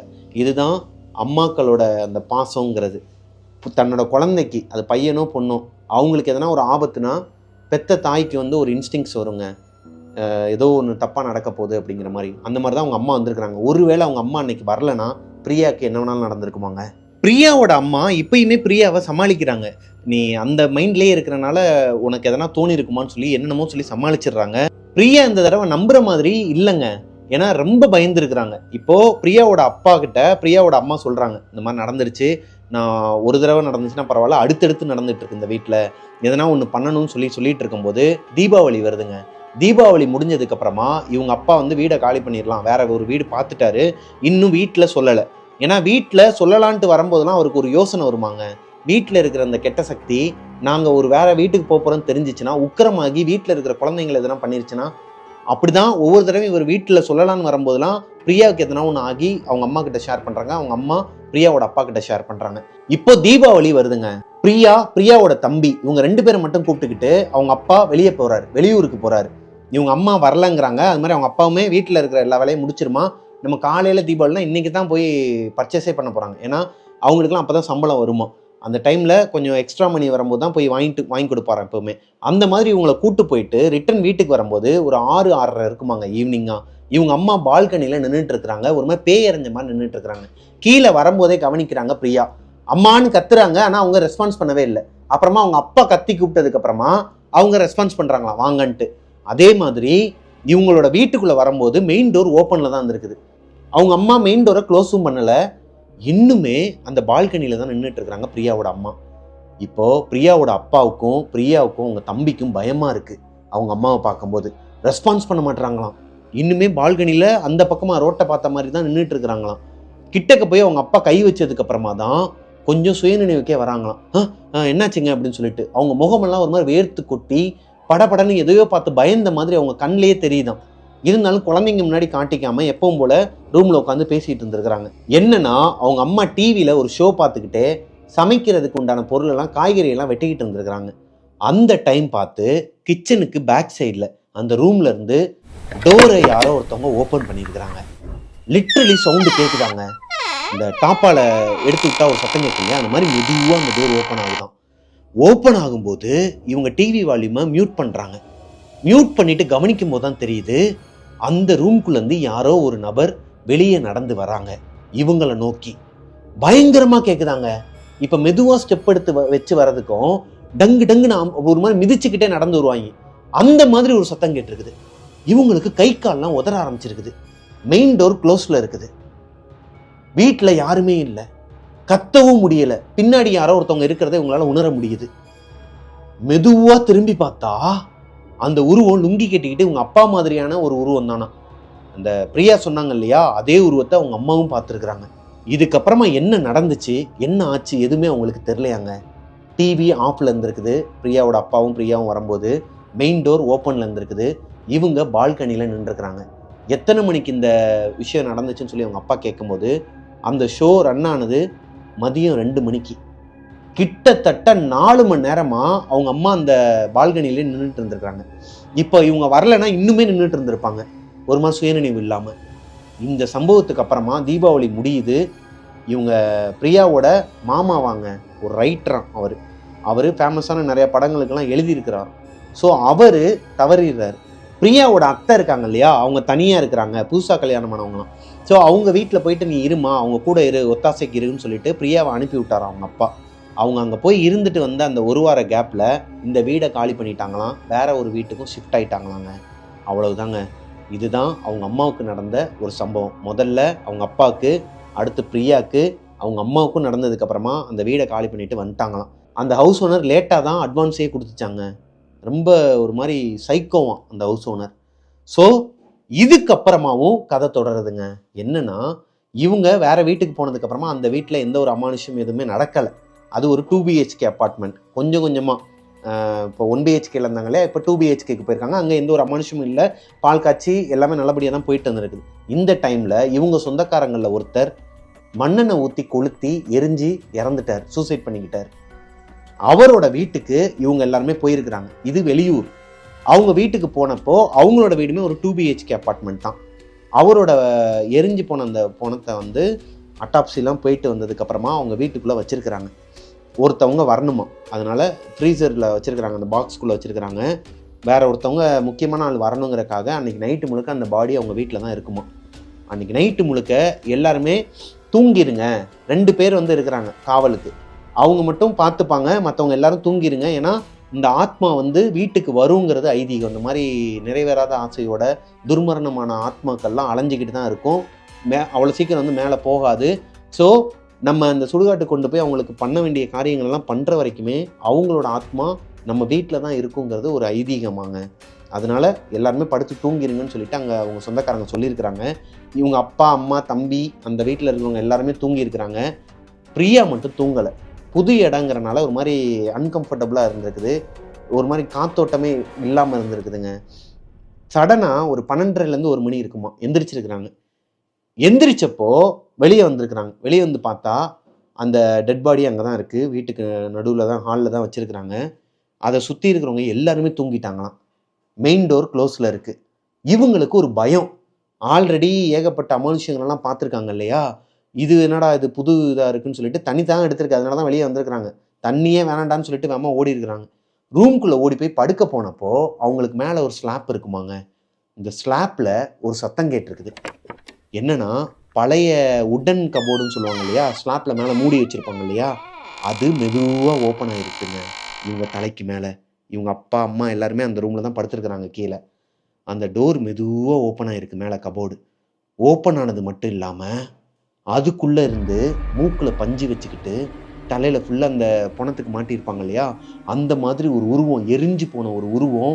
இந்த எரிஞ்சு போனதுக்கு பக்கத்தில் ரத்தமாக வரும் பார்த்துருக்கீங்களா, மூஞ்சிலங்கெல்லாம் ரத்தக்கரையோட கண்ணு முழிச்சு எட்டி பார்க்குதாங்க. உள்ளேருந்து தூக்கி போட்டிருக்குதுங்க அந்த பொண்ணுக்கு. எப்படிங்க இருக்கும்? அது வேற யாரும் இல்லை, இறந்து போன இவங்களோட சொந்தக்காரரோட பாடி இருக்கு இல்லையா, அதே உருவம் இவங்களோட ரூம்குள்ளே மேலே இருக்கிற அந்த கபோர்ட்லேருந்து வெளியே எட்டி பார்த்தா எப்படிங்க இருக்கும்? மிட் நைட் 12:30 மணிக்கு வாயில கையை வச்சுக்கிட்டு அழுதுகிட்டே கண்ணீரே வந்துருச்சாங்க லிட்ரலி. அப்படியே அவங்க அப்பாவை பக்கத்துல தான் இருந்தாராம், அவங்க அப்பா அப்படியே கட்டிப்பிடிச்சிட்டு படுத்து தூங்கிட்டாங்களாங்க. அந்த பொண்ணு எதுவுமே சொல்லலையாம், அங்க இருந்தவங்க கிட்ட காலையில எதுவுமே சொல்லலையாம். எப்படா அங்க இருந்து வருவோன்னு இருந்துச்சு அந்த பொண்ணுக்கு. ஏன்னா அவங்க அப்பாவே இப்பதான் ரொம்ப கஷ்டப்பட்டு இவங்க சொன்னாங்கிறக்காண்டி அந்த வீடை காலி பண்ணி வந்திருக்கிறாங்க.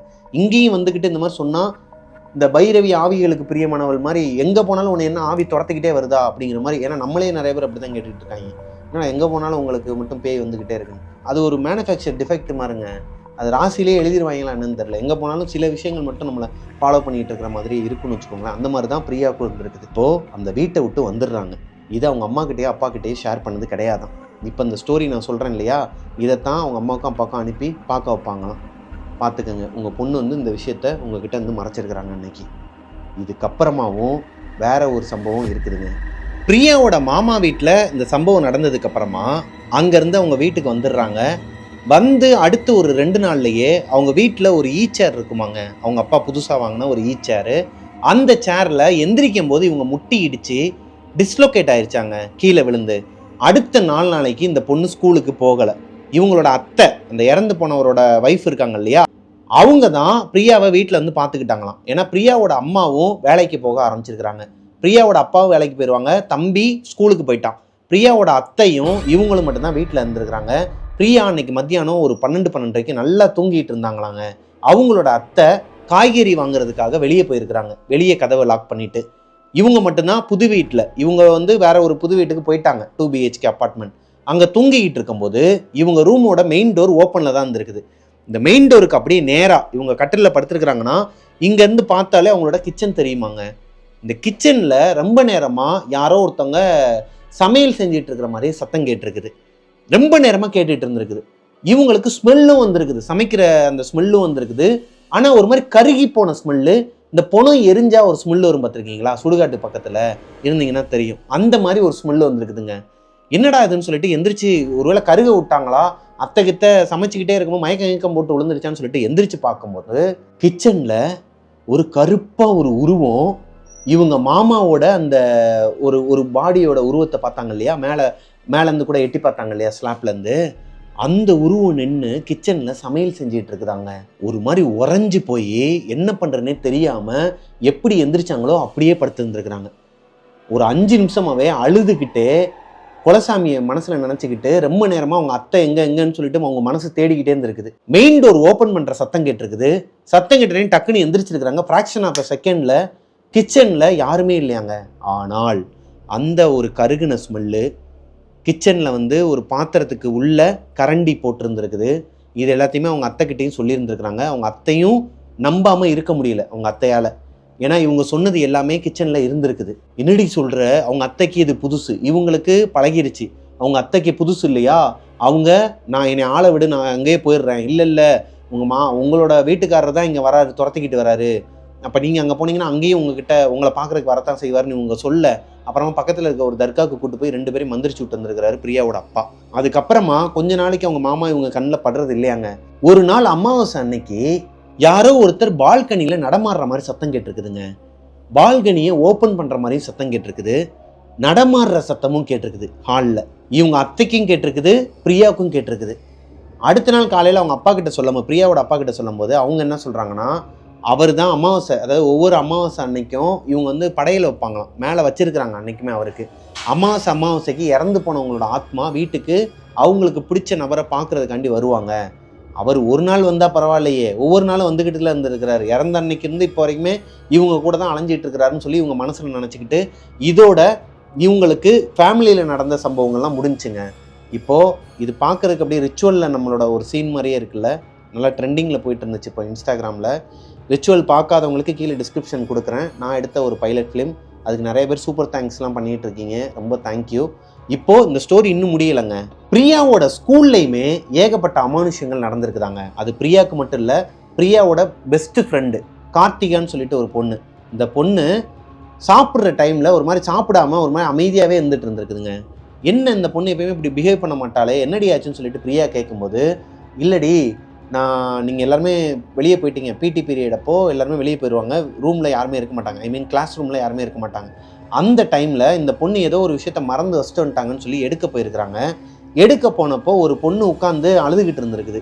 என்னாச்சுடின்னு சொல்லி கேட்கும்போது, எங்கள் வீட்டில் ஒரே பிரச்சனை, எனக்கு வாழவே பிடிக்கல, சூசைட் பண்ண போகிறேன்னு சொல்ல இந்த பொண்ணு அந்த பொண்ணுக்கு அறிவுரை சொல்கிறாங்க. ஏய், வாழ்க்கைனா 1000 பிரச்சனை இருக்க தாண்டி செய்யும், நான்லாம் படிக்கிறதே பெரிய விஷயம், அதெல்லாம் பார்த்தா முடியுமான்னு சொல்லி அறிவுரைலாம் பண்ணிவிட்டு அங்கேருந்து எந்திரிச்சு வந்திருக்கிறாங்க. நான் வருவேன் திரும்பி, அதனால தான் நீ இன்னைக்கு பிடி பீரியடுக்கு வரலையா, சரி ஓகே, நான் போயிட்டு வரதுக்குள்ளே இந்த அழுகிற வெள்ளம் வச்சுக்காத, இதுக்கப்புறம் இந்த மாதிரிலாம் பண்ணக்கூடாதுன்னு சொல்லிட்டு போனவங்க ரிட்டன் வந்து பார்க்கும்போது தான் தெரியுது அந்த பொண்ணு ஸ்கூலுக்கே வரலை. அடுத்த நாள் அந்த பொண்ணு இறந்துட்டாங்கங்கிற செய்தியும் இந்த பொண்ணுக்கு வருது. அவங்க வீட்டில் ஏதோ ஒரு பெரிய பிரச்சனை போலங்க, அது என்ன பிரச்சனைங்கிறதுலாம் அவங்களுக்கு தெரில. அந்த பொண்ணு அதனால அங்கே இறந்துட்டாங்க. அந்த பொண்ணு இறந்து 12 மணி நேரம் கழிச்சு தான் இந்த பொண்ணு உங்களோட கிளாஸ் ரூம்லேயே அந்த பொண்ணை பார்த்துருக்குது. எப்படிங்க இருக்கும் இது? ஒரு மாதிரி பிரியாவுக்குமே கேட்கும் போது தூக்கி போட்டிருக்குது. என்னடா இது, வீட்டில் தான் இந்த பிரச்சனைன்னு பார்த்தா ஸ்கூல்லேயும் இந்த பிரச்சனையா? ஆனுவல் டே அன்னைக்கு இதே மாதிரி பிரியா ஏதோ ஒரு பொருளை வந்து அவங்க கிளாஸ் ரூமில் வச்சுட்டு வந்துருக்குறாங்க. அதை எடுக்கிறக்காண்டி பிரியா ஏதோ ஒரு நினப்பில் தனியாகவே வந்துட்டாங்க, கார்த்திகாவை கூப்பிடாம. அவங்க கிளாஸ் ரூமில் போயிட்டு அந்த பொருளை எடுத்துகிட்டு இருக்கும்போது அவங்களுக்கு லாஸ்ட் பெஞ்சில், இந்த இறந்து போன பொண்ணு லாஸ்ட் பெஞ்சு தான், கொலுசு சத்தம் கேட்டிருக்குது. பின்னாடி திரும்பி கூட பார்க்காம அலறி அடித்து ஓடி வந்திருக்கிறாங்க பிரியா. அவங்க பின்னாடியே ஓடி வருதாங்க, அந்த வராண்டால காரிடாரில் ஓடி வராங்களாம். அவங்க பின்னாடியே சத்தம் கேட்குதான். லிட்ரலி யாரோ ஒருத்தவங்க பின்னாடி ஓடி வர்றது தெரியுதாங்க அந்த பொண்ணுக்கு. வேகமாக ஓடி வந்து கீழெல்லாம் விழுந்து வாரி கையில் காலெல்லாம் ரத்தம் வர வச்சு அப்புறமா அந்த ஆனுவல் டே நடக்கிற இடத்துக்கு வந்து ஸ்டேஜுக்கிட்ட வந்து சொல்லியிருக்கிறாங்க கார்த்திகா கிட்ட, நானும் பார்த்தேன்டி, பின்னாடி ஏதோ சத்தம் கேட்டுச்சு, நான் பின்னாடிலாம் பார்க்கல, அவ்வளோ உருவத்தெல்லாம் பார்க்கல, ஆனால் கொலுசு சத்தம் பின்னாடி யாரோ ஒருத்தவங்க ஓடி வர மாதிரி எனக்கு இருந்துச்சுன்னு சொல்லியிருக்கிறாங்க. இதோட பிரியாவுக்கு நடந்த எல்லா சம்பவமும் முடிஞ்சுங்க. அவங்க என்கிட்ட சொன்ன ஸ்டோரியை நான் என்னோட நரேஷனில் உங்ககிட்ட ஒப்படைச்சிருக்கிறேன். இது எப்படி இருக்குங்கிறத நீங்கள் கீழே கமெண்ட்டில் சொல்லுங்கள். அண்ட் இந்த ஸ்டோரி உங்களுக்கு பிடிச்சிருந்துச்சு அப்படின்னா லைக் பண்ணிடுங்க.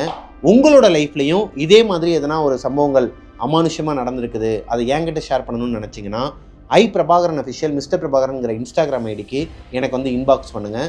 இந்த கதையில் இந்த பொண்ணோட பேர் இது கிடையாதுங்க, அவங்களோட ஊருமே அது கிடையாது, சென்னை பக்கத்தில் தான் அவங்க சொன்னாங்க.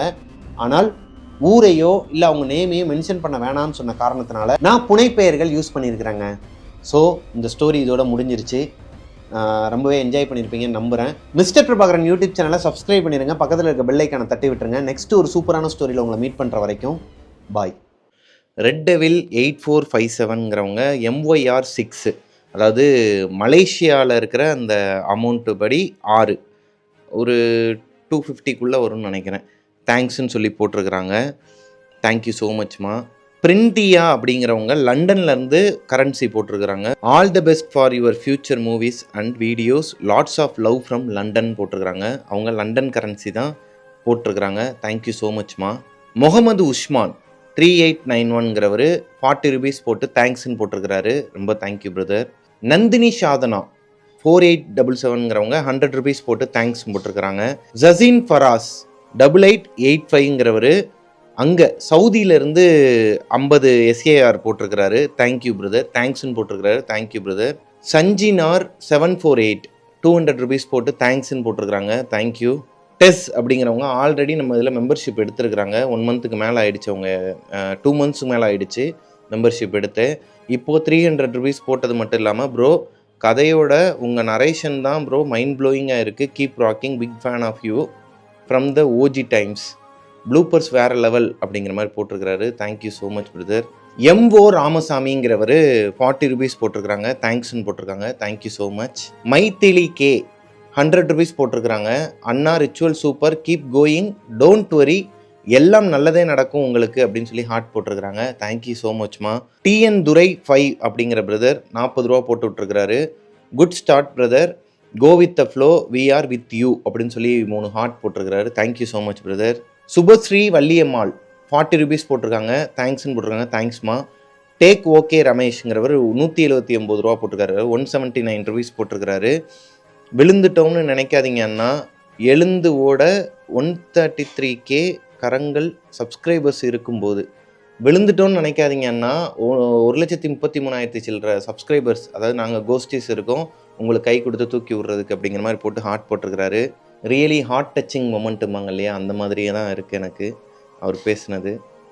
சௌமியா எம்ங்கிறவங்க 40 ரூபா போட்டிருக்காங்க. Thank you so much. அஞ்சி அப்படிங்கிறவங்க 40 ரூபீஸ் தேங்க்ஸ் போட்டிருக்கிறாங்க. தேங்க்யூ. கோமு கோபி 40 ரூபீஸ் தேங்க்யூமா. ஹம்ஷவர்ஷினி 6952ங்கிறவங்க 40 ரூபீஸ் போட்டிருக்காங்க. தேங்க்ஸ் சொல்லியிருக்காங்க. Thank you so much. Suvi collections சொல்லிட்டு 100 ரூபீஸ் போட்டிருக்காங்க. கீப் கோயிங் ப்ரோ அப்படின்னு சொல்லி 2 ஹார்ட் போட்டிருக்காங்க. தேங்க்யூ ஸோ மச்மா. RN நேச்சருங்கிறவங்க 40 ரூபீஸ் போட்டு தேங்க்ஸ் போட்டிருக்கிறாங்க. நீங்கள் சொல்லும் உண்மை கதைகள் அப்புறம் புனைக்கதைகள் ஆகட்டும் நன்றாக இருக்கிறது, உங்கள் ரிச்சுவல்ஸ் அடுத்த தொடருக்கு காத்திருக்கிறேன் அப்படின்னு போட்டிருக்காங்க. Thank you so மச்மா.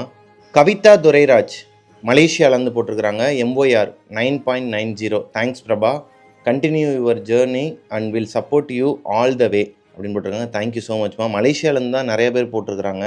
யாஸ்ரீ ஷர்னிங் 1380ங்கிறவங்க 15 MYR போட்டிருக்கிறாங்க. ஹாய் அண்ணா, I'm from Malaysia. I just recently started to watch your vlogs and ghost stories. You guys really made us feel connected அப்படிங்கிற மாதிரி போட்டிருக்கிறாங்க. தேங்க்யூ ஸோ மச்மா. கிருத்தி ஷார்ட்ஸுங்கிறவங்க 40 ரூபீஸ் போட்டு உங்களுக்காக ஷார்ட் கிளிக்ஸ் சப்ஸ்கிரைப் பண்ணி ரிச்சுவல் ஃபிலிமாக 6 டைம் பார்த்தேன். பட் இவ்வளோ அமௌண்ட்டு தான் உங்களுக்கு வந்து இருக்கும்னு தெரிஞ்சதும் கஷ்டமாக இருக்குது பிரதர். Thank you so மச்மா. எனக்கும் அதே ஃபீல் தான். பட் இந்த அளவுக்கு நீங்களாம் சப்போர்ட் பண்ணுறது எனக்கு ரொம்ப என்ன சொல்கிறதுனே தெரில. பிரவீன்ங்கிறவர் 100 ரூபீஸ் போட்டு தேங்க்ஸ்ன்னு போட்டிருக்கிறாரு. Thank you brother. தனலக்ஷ்மிங்கிறவங்க US அமெரிக்காவிலேருந்து $5 போட்டிருக்கிறாங்க. I mean $4.99 போட்டிருக்கிறாங்க. தேங்க்ஸ் சொல்லியிருக்காங்க. தேங்க்ஸ்மா. ரேவதி ஸ்ரீங்கிறவங்க 40 ருபீஸ் போட்டிருக்காங்க, தேங்க்ஸ். சங்கீதா எஸ்கேங்கிறவங்க 100 ருபீஸ் போட்டு ஹார்ட் போட்டு அண்ணன் போட்டிருக்காங்க, தேங்க்ஸ்மா. அர்ச்சனா எம்ங்கிறவங்க 40 ருபீஸ் போட்டு தேங்க்ஸ் சொல்லியிருக்காங்க, தேங்க்ஸ்மா. சுப சாய்ராம்ங்கிறவர் 40 ருபீஸ் போட்டிருக்காரு. இப்போ லாஸ்ட் டைம் நம்ம போட்ட அந்த பாண்டிச்சேரி ஸ்டோரி அவர் அனுப்புனது தான். So thank you brother. Venkatachalapathy Krishnan 8987ங்கிறவங்க கண்டிப்பாக அவங்க ஹஸ்பண்டோட மொபைல் எடுத்து யாரோ ஒரு ஹவுஸ் ஒய்ஃப் தான் போட்டிருக்காங்கன்னு நினைக்கிறேன். 40 ருபீஸ் போட்டிருக்காங்க, தேங்க்ஸ்ன்னு போட்டிருக்காங்க, தேங்க்ஸ்மா. பத்மபிரியா ரவி 138 100 ருபீஸ் போட்டு தேங்க்ஸ்ன்னு போட்டிருக்காங்க, தேங்க்யூ ஸோ மச்மா. சங்கீதா மேக்கப் ஆர்டிஸ்ட் 40 ருபீஸ் போட்டு thanks all the best bro அப்படின்னு போட்டிருக்காங்க, தேங்க்யூ சிஸ்டர். காயு கேமிங்ஸ்ன்னு சொல்லிட்டு 100 ருபீஸ் போட்டு thanks. Hi bro, this is Girija Gopal. The way you narrate the story is mind blowing. I watched first part yesterday at 11 PM and டோட்டலிங்கிறதுக்குள்ளே அது cut ஆயிடுச்சு. எப்படினாலும் நல்ல விதமாக தான் போட்டிருப்பீங்கன்னு நினைக்கிறேன். சாரிங்க, ஸ்க்ரீன்ஷாட் எடுக்கும்போது கொஞ்சம் கட் ஆகிடுச்சு. சிவகாமி கார்த்திக் குகன்கிறவங்க 40 ருபீஸ் போட்டு தேங்க்ஸ் போட்டு ஹார்ட் போட்டிருக்காங்க, தேங்க்யூ ஸோ மச்மா. மேகலா எஸ் 40 ருபீஸ் போட்டிருக்காங்க, தேங்க்ஸ் போட்டிருக்காங்க, thank you so much. Jesu Joel 40 rupees போட்டிருக்காங்க, தேங்க்ஸ் அண்ணா, உங்களை ரொம்ப பிடிக்கும் அண்ணா, டோன்ட் ஃபீல், நீங்கள் இன்னும் நல்லா வளரணும்னு போட்டு ஹார்ட் போட்டிருக்காங்க. நீங்களாம் இருக்கிற வரைக்கும் கண்டிப்பாக நான் கீழே விழுக மாட்டேன். Jesu Joel thank you so much brother. Anu 200 ரூபா போட்டிருக்காங்க, அண்ணா ரிச்சுவல் வேறு லெவல் அண்ணா, எதுக்கும் ஃபீல் பண்ணாதீங்க அண்ணா, எப்போதும் உங்களுக்கு உங்கள் ஃபேமிலி நாங்கள் இருப்போம். I am happy to send this அண்ணா, கீப் கோயிங் அண்ணா, thank you so much Anu. Celine K 40 rupees போட்டிருக்காங்க, தேங்க்ஸ் போட்டிருக்காங்க, thank you so much Celine. Divya சதீஷ்ங்கிறவங்க 40 ருபீஸ் போட்டு தேங்க்ஸ் போட்டிருக்காங்க, தேங்க்யூ ஸோ மச்மா. சுஜித் ஸ்ரீனிவாசன் 6294ங்கிறவர் 40 ரூபா போட்டிருக்காரு, தேங்க்ஸ் போட்டிருக்காரு, தேங்க்யூ பிரதர். காயுதாஸ் இவங்களும் மலேசியாவை சேர்ந்தவங்க தான், MYR 15 போட்டிருக்காங்க, தேங்க்ஸ் போட்டிருக்காங்க, தேங்க்யூ ஸோ மச். இவங்களும் மெம்பர்ஷிப் எடுத்தவங்க தான். ஸ்வேதா ஸ்ரீனிவாசன்ங்கிறவங்க 40 ருபீஸ் போட்டிருக்காங்க, தேங்க்ஸ் போட்டிருக்காங்க, தேங்க்யூ ஸோ மச்மா. பிரார்த்தனா எஸ்ங்கிறவங்க 200 ரூபா போட்டு தேங்க்ஸ் போட்டிருக்காங்க, thank you so much. Positive relaxing வைப்ஸுங்கிறவங்க 40 ருபீஸ் போட்டு தேங்க்ஸ் போட்டிருக்காங்க, தேங்க்யூ ஸோ மச். சோஃபியா ஆண்டனிங்கிறவங்க 40 ருபீஸ் போட்டு தேங்க்ஸ் போட்டிருக்காங்க, தேங்க்யூ ஸோ மச்மா. சித்து மிஸ்டர் பீன் பிளாக்ஸ் அப்படின்னு சொல்லிட்டு ஒருத்தவங்க 100 ருபீஸ் போட்டிருக்கிறாங்க. வேறு மாதிரி தலை, எவன் என்ன சொன்னாலும் எவ்வளோ துரோகம் நடந்தாலும் கீப் கோயிங்னா பார்த்துக்கலாம்னு போயிட்டே இருங்க, waiting to see your future movies, thank you so much Siddhu. Preethi 40 ரூபா போட்டிருக்காங்க, தேங்க்ஸ் போட்டு கீப் ராக்கிங் பிரபா அண்ணா, waiting for ritual part 2, thank you so மச்மா ப்ரீத்தி. சக்தி பிரியாங்கிறவங்க 40 ரூபா போட்டு விட்டு தேங்க்ஸ் போட்டிருக்காங்க, தேங்க்யூமா. டீமா ஜெயசிங்கிறவங்க, இவங்களை பற்றி நான் சொல்லியே ஆகணும். நான் சேனல் ஆரம்பித்ததுலேருந்தே நிறைய பேரை வந்து வாட்ச் பண்ணிக்கிட்டு தான் இருக்கிறேன், கமெண்ட் செக்ஷன்லேயும் சரி, நமக்கு சப்போர்ட் பண்ணுறதுலையும் சரி. அதில் ஒரு 10லேருந்து 100 பேர் இருக்கிறாங்கன்னு வச்சுக்கோங்களேன். அதில் இவங்க ஒரு மெயினான ஒரு பர்சனுங்க, ஆஸ்திரேலியாவில் இருக்கிறாங்க. நான் ஆரம்ப கட்டத்துலேருந்து முதல்ல மெம்பர்ஷிப்னு ஒன்று போட்டப்போ அது என்னன்னே தெரியாமல் இவர் சொன்னார்னா அது கரெக்டாக இருக்கும், இவர் வந்து நம்மளை வந்து ஏமாற்ற மாட்டார், ஒரு ட்ரஸ்ட்டு வச்சு அதில் அதுக்குண்டான வேலைகள், அந்த மெம்பர்ஷிப்னால் அவர் இவ்வளோ உழைக்கிறாரு, அதில் ஏஐலாம் இவ்வளோ வைக்கிறாரு, இவ்வளோ வேலைகள் இருக்குதுன்னு சொல்லி தெரிஞ்சுக்கிட்டு முதல்ல போட்டது இவங்க தான் மெம்பர்ஷிப்பில். அதாவது வெப் சீரிஸ்னு சொல்லிட்டு ஸ்டார்டிங்கில் நமக்கு யூடியூப்பே சஜஷன் பண்ணதில் 899 ரூபா மெம்பர்ஷிப் ஒன்று போட்டிருந்தோம். அதில் என்ன ஏதுன்னு கூட கேட்காம அந்த மெம்பர்ஷிப் போர்ட்டல் ஓப்பன் ஆன உடனேமே முதல்ல 899 ரூபா போட்டது இந்த பொண்ணு தான். இவங்க வந்து எவ்வளோ வெறித்தனமான ஃபேனுங்கிறத அவங்க சொல்லி தான் நான் தெரிஞ்சுக்கணும்னு கிடையாது, நான் ஸ்டார்டிங்லேருந்து இந்த பொண்ணை பார்த்துக்கிட்டு இருக்கேன். ஸோ அவங்க இப்போது என்ன பண்ணியிருக்கிறாங்கன்னா, ஆஸ்திரேலியாவிலேருந்து $23 $22.99 போட்டது மட்டும் இல்லாமல், அண்ணா lots of love from Sri Lanka, really love the ritual movie and your Anjali அக்காஸ் ஹார்ட் ஒர்க், பீன் வாட்சிங் your channel since the start தெரியுமா, and I am a member of your channel as well, my mom said to say you a huge thank you, she loves to watch your video as well. ஓ, உங்கள் அம்மாவும் நம்ம video பார்த்துட்டு இருக்கிறாங்க, தேங்க்ஸ்மா, thank you so much.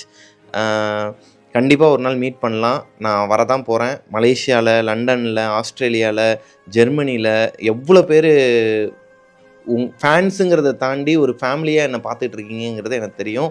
கூடிய சீக்கிரமாகவே உங்கள் எல்லாரையுமே நான் நேரில் வந்து பார்க்குறேன்.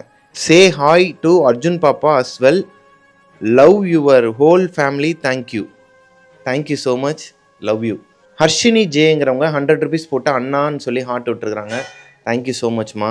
இன்னொருத்தவங்களும் ஹர்ஷினி ஜே 4824ன்னு சொல்லிட்டு இருக்கிறாங்க. அவங்க 40 ருபீஸ் போட்டு தேங்க்ஸ் அண்ணான்னு போட்டிருக்காங்க. தேங்க்யூமா. ராகேஷ் வெங்கட்ரமணி அப்படிங்கிறவர் 40 ரூபா போட்டிருக்காரு. கவலைப்படாதீங்க பிரதர், உண்மையான உழைப்பு என்னைக்கு வீணாகாது, நாங்கள் இருக்கோம். சத்தியமாக நீங்கள் எல்லாருமே இப்படி ஒரு சப்போர்ட் கொடுக்கும்போது எனக்கு அது தோணுன விஷயம் அதுதான். நாங்கள் ஷூட்டிங் டைமில் எடுத்த வீலாக்ஸாக இருக்கட்டும், அங்கே என்ன நடந்துச்சுன்னு சொல்லி போட்ட ஸ்டோரியாக இருக்கட்டும், அதில் பார்த்துருந்தீங்கன்னா உங்களுக்கு தெரிஞ்சிருக்கும் எவ்வளோ கஷ்டப்பட்டு இந்த விஷயத்த ஒன்று பண்ணியிருக்கோம் அப்படிங்கிறது. அப்போது ஒரு வார்த்தை சொல்லுவாங்க என் கூட இருக்கவங்களாம், கஷ்டப்பட்டு எடுக்கிறது என்றைக்குமே வீண் போகாது அப்படிம்பாங்க. அதுதான் இன்றைக்கி நடந்துக்கிட்டு இருக்கு. சத்தியமாக இது வந்து ஒரு மோட்டிவேஷனையும் தாண்டி ஒரு விஷயந்தாங்க.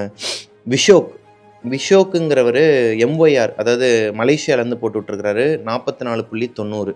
Thanks bro, I and my wife always enjoy வாட்சிங் your channel. This is a really awesome thriller bro.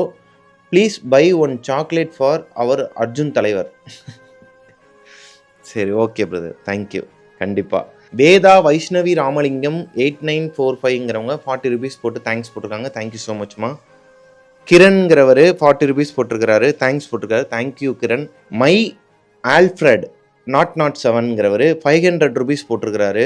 From beginning till end haunted feeling, ஒரு மாதிரி எமோஜிலாம் போட்டு பறக்க விட்டுருக்கா. அப்படி bro's work always top notch, keep going brother, our AB family and devil's kitchen folks support will always be there for you அப்படின்னு salute பண்ணி heart போட்டிருக்கிறாரு. Like I already said in one of the comment, you are James Wan of South India. ஏற்றுக்கலாமான்னு தெரில. இல்லைங்க, நானே இப்போ தான் கற்றுக்க ஆரம்பிச்சிருக்கிறேன். கொஞ்சம் கொஞ்சமாக கற்றுக்கிட்டு தான் அதெல்லாம் பண்ணணும். ஆனால் இது ஒரு மாதிரி நல்லா தான் இருக்குது. James Wan of South India. Okay, நல்ல மோட்டிவேஷன் கொடுக்குறீங்க brother. Actually my entire family is big fan of devil's kitchen show. Also we have few things in common which I tell you in Instagram. Okay brother, I am waiting. கௌரிநாத்துங்கிறவங்க $100 அமெரிக்காவிலேருந்து $US $100 போட்டு தேங்க்ஸ்ன்னு போட்டிருக்கிறாங்க. $100ங்கிறது கிட்டத்தட்ட 8000 something வருங்க. 8500 கிட்ட வரும். அது நமக்கு இந்த சூப்பர் தேங்க்ஸில் யூடியூப் பண்ணாச்சு வந்து 30% ஜிஎஸ்டிலாம் எடுத்துகிட்டு நமக்கு கொடுக்குறது எப்படினாலும் கிட்டத்தட்ட ஒரு 7000 கிட்ட வரும்னு நினைக்கிறேன். 7000 6000 சம்திங் வரும்னு நினைக்கிறேன். இந்த அளவுக்கு ஒரு பெரிய ஃபேன் நான் பார்த்தது கிடையாதுங்க. இருக்கிறதுல இவங்க தான் ஹையஸ்ட்டு டாப்பு. கௌரிநாத்துங்கிறவங்க யாருன்னு எனக்கு தெரில, அவங்க ஆணா பெண்ணான்னு எனக்கு தெரில, பட் அவங்களுக்கு ரொம்ப தேங்க்யூ. யூஎஸ்லேருந்து $99, கிட்டத்தட்ட $100 போடுற அளவுக்கு நம்ம மேலே அன்பு வச்சுருக்குறாங்கங்கிறதெல்லாம் எனக்கு உண்மையாக ஒரு மாதிரி புல்லரிக்குதுங்க. உடம்புலாம் கண்ணு கலங்குது லைட்டாக. வேணாம். LVN 20291 அப்படிங்கிற பொண்ணு எம்ஒய்ஆர் மலேசியாவிலேருந்து போட்டிருக்காங்க. 24 போட்டிருக்கிறாங்க, அதாவது 23.90. Thanks bro, lots of love from Malaysia. Heart போட்டு பிரபா, அஞ்சலி அண்ட் அர்ஜுன் போட்டிருக்கிறாங்க. தேங்க்யூமா லாவண்யா, அதாவது LVN போட்டிருக்காங்க, லாவண்யான்னு தான் நினைக்கிறேன். அது சாரிங்க, லைட்டாக கண்ணு கலங்குச்சு, அதனால் கட் பண்ணிட்டு வந்துட்டேன். நித்யா அப்படிங்கிற பொண்ணு 40 ருபீஸ் போட்டிருக்காங்க, தேங்க்ஸ்ன்னு போட்டிருக்காங்க. தேங்க்யூ ஸோ மச் நித்யாம்மா. பாலா அபிராமிங்கிற பொண்ணு 40 ருபீஸ் போட்டு தேங்க்ஸ் போட்டிருக்கிறாங்க. தேங்க்யூ ஸோ மச்மா. கமலி பாலாஜி அப்படிங்கிறவர் 40 ருபீஸ் போட்டு தேங்க்ஸ் போட்டிருக்காரு. Thank you brother. நித்யா சரவணன்கிறவங்க 40 ருபீஸ் போட்டு தேங்க்ஸ் போட்டிருக்காங்க. தேங்க்யூமா. சங்கீர்தனை, நம்ம ஆல்ரெடி ஒரு ஸ்டோரி சொல்லியிருப்போம், அண்ணா நகர் கோஸ்ட் ஸ்டோரின்னு சொல்லிட்டு ஒன்று சொல்லியிருப்போம். அதில் வந்து அவங்க தான் அந்த வீட்டுக்கு வந்திருப்பாங்க, சங்கீர்தனைங்கிறவங்க. அவங்க வந்து 40 ருபீஸ் போட்டிருக்காங்க, தேங்க்ஸ் போட்டிருக்காங்க. Thank you so much sister. அது போக அவங்களோட இன்னொரு கமெண்ட்டும் பார்த்தேன். அவங்களுக்கு அவசியமே கிடையாது, அவங்களோட வேலையை பார்த்துட்ருக்கலாம். ஆனால் எனக்காக வந்து அவர் நம்ம ரிச்சுவலுக்கு கீழே கமெண்ட்டில் போட்டிருந்தாங்க, அவர் வந்து ரொம்ப நமக்காக தான் எடுத்து நமக்காக எவ்வளோ ஸ்டோரிலாம் பண்ணியிருக்கிறாரு, அவருக்காக எதனா ஒன்று பண்ணணும்னு நினச்சிங்கன்னா நீங்கள் வந்து சூப்பர் தேங்க்ஸ் பண்ணுங்கள், அவருக்கு என்கரேஜ் பண்ணுங்கள் அப்படிங்கிற மாதிரி அவங்க கேட்டுக்கிட்டு இருந்தாங்க கமெண்ட்டில் வந்து. தேங்க்யூ ஸோ மச் சிஸ்டர், அவங்களுக்கு அவசியமே இல்லை கேட்கணுன்னு. மோனி பிஜிஎம்ங்கிறவங்க 40 ருபீஸ் போட்டிருக்காங்க. Thank you so much. நர்பவிங்கிறவங்க 100 ருபீஸ் போட்டு தேங்க்ஸ் போட்டிருக்காங்க. Thank you sister. கௌஷிக்ங்கிறவர் 40 ருபீஸ் போட்டு தேங்க்ஸ் போட்டிருக்காரு. Thank you so much. அவ்வளோதாங்க. ஸோ யாரெல்லாம் சூப்பர் தேங்க்ஸ் பண்ணாங்களோ ஒருத்தர் விடாமல் எல்லாரோட நேமையுமே சொல்லி அவங்க எவ்வளோ போட்டிருக்காங்கிறதையும் நான் மென்ஷன் பண்ணியே சொல்லிட்டேன். ரொம்ப நன்றிங்க. இந்த அன்புக்கு நிகரில்லை. என்ன சொல்கிறேன்னே தெரில சத்தியமா. இவ்வளோ என்கரேஜ் பண்ணுறீங்க. கீழ விழுந்தாலும் தூக்கி விடுறதுக்கு உங்களால முடிஞ்ச ஒரு சப்போர்ட் பண்ணுறீங்க. ஒரு பொண்ணுலாம் வந்து இன்ஸ்டாகிராம்ல கேட்டாங்க. அண்ணா எப்புட்ண்ணே வந்து சூப்பர் தேங்க்ஸ் பண்ணுறதுன்னு கேட்டாங்க. அண்ணா நான் அவங்க ப்ரொஃபைல் பார்த்தேன். அவங்க காலேஜ் படிக்கிற பொண்ணு மாரி இருந்தாங்களா. நான் வேணாம்மா நீங்க உங்களோட செலவுக்கு வச்சுக்கோங்க. நீங்க எனக்கு எதுவும் பண்ணணும்னு அவசியம் இல்லம்மா அப்படிங்கும்போது, அவங்க சொல்றாங்க, அண்ணே நான் கூட பிறந்த பிரதருக்கு பண்ண மாட்டேனா நானு. அப்படிதான் உங்கள நான் பார்த்துக்கிட்டு இருக்கேன் அப்படிங்கிற மாரிலாம் சொன்னாங்க. நான் வேணாம்மா உங்களுக்கு வச்சுக்கங்கம்மாங்கும்போது, இல்லண்ணே அப்புட்லாம் இல்ல. நான் நீங்க வந்து இந்த மாரி ஒரு ஒரு கஷ்டம்னு சொன்னதுக்கப்புறமா எனக்கு அது ஒரு நாள் பாக்கெட் மணிண்ணா. அது எனக்கு பிரச்சனை. என்னென்னமோ சொல்றீங்க. கண்டிப்பா எல்லாருமே ஒரு நாள் சீக்கிரமா மீட் பண்ணலாம். நம்ம 200K சப்ஸ்கிரைபர்ஸ் அடிச்சுருவோம்னு நெனைக்கிறேன் சீக்கிரமாவே. இந்த நியூ இயர்க்குள்ள அடிச்சிட்டோம் அப்புட்ன்னா, என்னோட பர்த்டேக்கு எல்லாரையும் மீட் பண்ணலான்னு சொல்லிட்டு ஒரு ஐடியா இருக்கு. ஜான் 13 வந்து எனக்கு பர்த்டே. ஸோ நியூ இயர்க்குள்ள நம்ம 200K சப்ஸ்கிரைபர் அடிச்சிட்டோம் அப்புட்ன்னா, ஒரு ஃபேமிலி மீட் மாரி வச்சு எல்லாரையுமே வந்து மீட் பண்றேன். எல்லாருமே மீட் பண்ணுவோம் கூடிய சீக்கிரம். ஸோ அதுக்குள்ள ரிச்சுவலோட அடுத்தடுத்த பார்ட்ஸையும் நம்ம எடுத்துட்டு, டோட்டலா எல்லாமே கனெக்ட் பண்ணி, நம்ம தியேட்டர்ல ஒரு மீட்டப் வச்சு, ஒரு படம் மாதிரி உங்களுக்கு அத காட்டணுங்கிறது எனக்கு எனக்கு ஆசை, கனவு. என்னோட சப்ஸ்கிரைபர்ஸ், என்னோட கோஸ்டீஸுக்கு தான் வந்து இந்த ரிச்சுவல நான் தனியா ஸ்க்ரீனிங்லாம் பண்ணி காட்டணுன்ட்டு ஆசையா இருந்தேன். அது நான் எக்ஸ்பெக்ட் பண்ண அமௌண்ட் அங்க ஷார்ட்ஃப்ளிக்ஸ்லேருந்து வந்திருந்தா, கண்டிப்பா இத நான் பண்ணியிருப்பேன். ஆசிரமத்தில இருக்கிற குழந்தைங்க, அப்புறம் பெரியவங்க எல்லாருமே வந்து கூப்ட்டு, அவங்களுக்கு ஒரு விருந்துலாம் வச்சு, அவங்களையும் கூட்டு போய் தியேட்டர்ல உட்கார வச்சு காட்டணும். அப்படி இப்படின்னு சொல்லிட்டு ஏகப்பட்ட கனவுகள் இருந்துச்சு. அது எதுவுமே என்னால பண்ண முடியாம போச்சு. ஆனா ஃப்யூச்சர்ல இது எல்லாத்தையுமே நான் பண்ணுவேன். நெறைய இருக்குங்க. எல்லாருக்குமே செய்யணுங்கிற ஆசையும், கனவும், லட்சியமும் இருக்க தான் செய்யும். ஆனா அவங்கவங்களோட குடும்ப சூழ்நிலை, அவங்கவங்களோட சிச்சுவேஷன் வந்து அவங்கள அப்படியே கொண்டு போயிட்டே இருக்கும். அத நோக்கி போயிருவாங்க. ஸோ இன்னைக்கு நான் மெயினா ஒரு விஷயம் சொல்லணும். இன்னைக்கு நம்ம பார்த்த ஸ்டோரியில அ ஸ்டார்ட்டிங்ல ஒரு விஷயம் எனக்கு ஒரு மாரி உறுத்தலா இருந்துச்சுங்க. என்னன்னா, அந்த கோலம் போடுற வீட்ல, அந்த கோலம் போட்டுட்டு இருப்பாங்க ஒரு அக்கா வீட்டுக்கு வெளிய விடிய காலையில அதான் குலதெய்வம் கோயிலுக்கு போறவங்க. அவங்க வீட்டுக்கு அப்படியே ஆப்போசிட்ல ஒரு அக்கா வந்து சூசைட் பண்ணி இறந்துட்டாங்கன்னு சொல்லி சொன்னாங்க இல்லையா கதையில. எனக்கு ரொம்ப ஒரு மாரி ஹர்ட் ஆச்சுங்க. ஒண்ணே ஒண்ணு சொல்லிக்கிறேன். நெறைய பசங்களும், நெறையா மென்ஸும் இத பார்த்துக்கிட்டு இருக்கீங்கன்னு எனக்கு தெரியும். அதனால உங்களுக்கான ஒரு பதிவு தான் இது. ஓவரா பேசுறானே, இது பண்றானே, அது பண்றானே நீங்க நெனச்சாலும் பரவால்ல. இத நான் சொல்லியே தீருவேன். என்ன அப்டின்னா, இப்ப அப்பா, அம்மா இவங்க 2 பேரும் முக்கியம் தான். நான் முக்கியம் இல்லன்னு சொல்லல. அதுக்குன்னு உங்கள நம்பி வந்த, அதாவது அவங்க அப்பா, அம்மாவையே விட்டுட்டு உங்க கூட வர மனைவிய நீங்க வந்து கரெக்ட்டா பார்த்துக்கங்க. அவங்கள வந்து ஹர்ட் பண்ணாதீங்க. அவங்க வந்து சூசைட் பண்ற அளவுக்கு நீங்க ஒரு விஷயத்த உங்க அம்மாவால வருது அப்டின்னா, இத விட பெரிய அசிங்கம் எதுவுமே கிடையாது. நீங்க உயிர் வாழ தகுதியே இல்லாதவங்கன்னு தான் நான் சொல்லுவேன். இந்த மாரி யாருமே பண்ணாதீங்க பார்த்துக்கிட்டு இருக்கவங்க.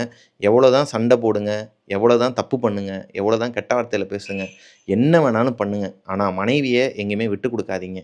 அது கூட பிறந்த சகோதரியா இருக்கட்டும், உங்கள பெத்தெடுத்த அம்மாவா இருக்கட்டும், உங்கள நம்பி வந்தவங்கள நீங்க தான் பார்த்துக்கணும். நான் மறுபடியும் சொல்றேன். உங்களுக்கு அப்பா, அம்மா மெயின் தான். ரொம்ப முக்கியம் தான். அதுக்குன்னு அப்பா, அம்மாவையே தூக்கி போட்டு வந்த உங்களுக்காக அப்பா, அம்மாவையே தூக்கி போட்டு வந்த உங்க மனைவிய என்னைக்குமே விட்றாதீங்கன்னு சொல்லுவேன். ஸோ இத சொல்லணுன்ட்டு இருந்துச்சு. ஒரு மாரி உறுத்திக்கிட்டே இருந்துச்சு. அத நான் சொல்லிட்டேன் உங்ககிட்ட. இதுக்கு நீங்க என்ன கமெண்ட் பண்ணாலும் எனக்கு கவல கிடையாது. ஏன்னா நான் மனசுலேருந்து சொல்றேன் இந்த கமெண்ட்ட. அப்புறம் இப்ப ரீசென்ட் டைமாவே நெறையா சூசைட அட்டெண்ட் பண்ற மாதிரியான விஷயங்களா வந்துகிட்டு இருக்குதுங்க கதையில. ஒண்ணே ஒண்ணு சொல்றேன். வாழ்க்கையில சூசைட் பண்ற அளவுக்கு உங்களுக்கு தைரியம் இருக்குன்னா, அந்த தைரியத்துக்கு நீங்க வாழ்ந்துட்டு போயிரலாங்க.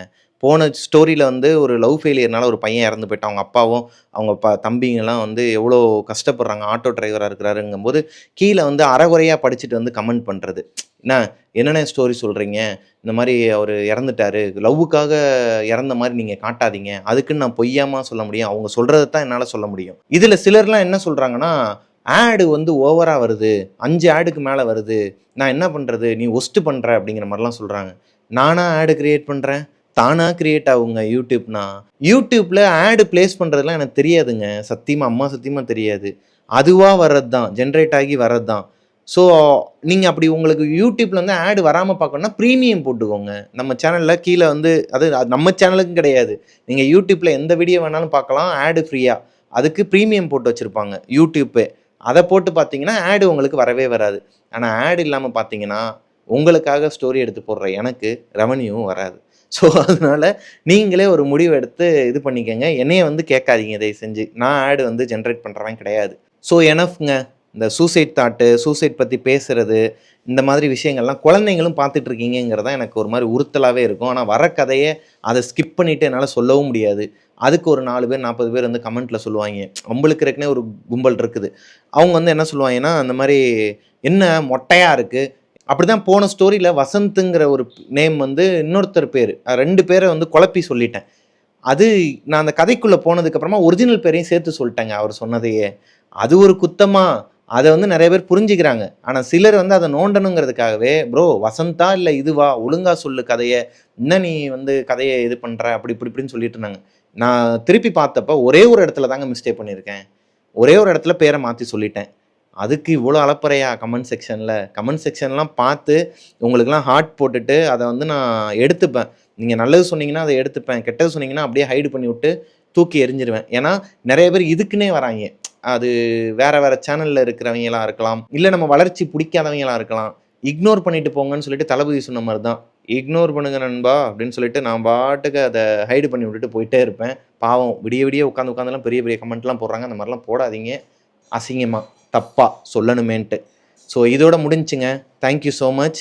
இவ்வளோ நேரம் நான் பேசினது எல்லாத்தையுமே உட்காந்து கேட்டுட்டு இருந்தேன். அதாவது கதைக்கு அப்புறம் இந்த ப்ளூப்பர்ஸுங்கிற இதில் வீடியோஸில் பார்க்குறதுக்கு வருவீங்க. பட் ஸ்டோரி முடிஞ்சதுக்கப்புறமும் இவ்வளோ நேரம் நான் பேசுனதை உட்காந்து கேட்ட நல்ல உள்ளங்கள் என்னோட கோஸ்டிஸ் எல்லாருக்கும் thank you so much. So next ஸ்டோரியில் மீட் பண்ணலாம். டாட்டா பாய் பாய்.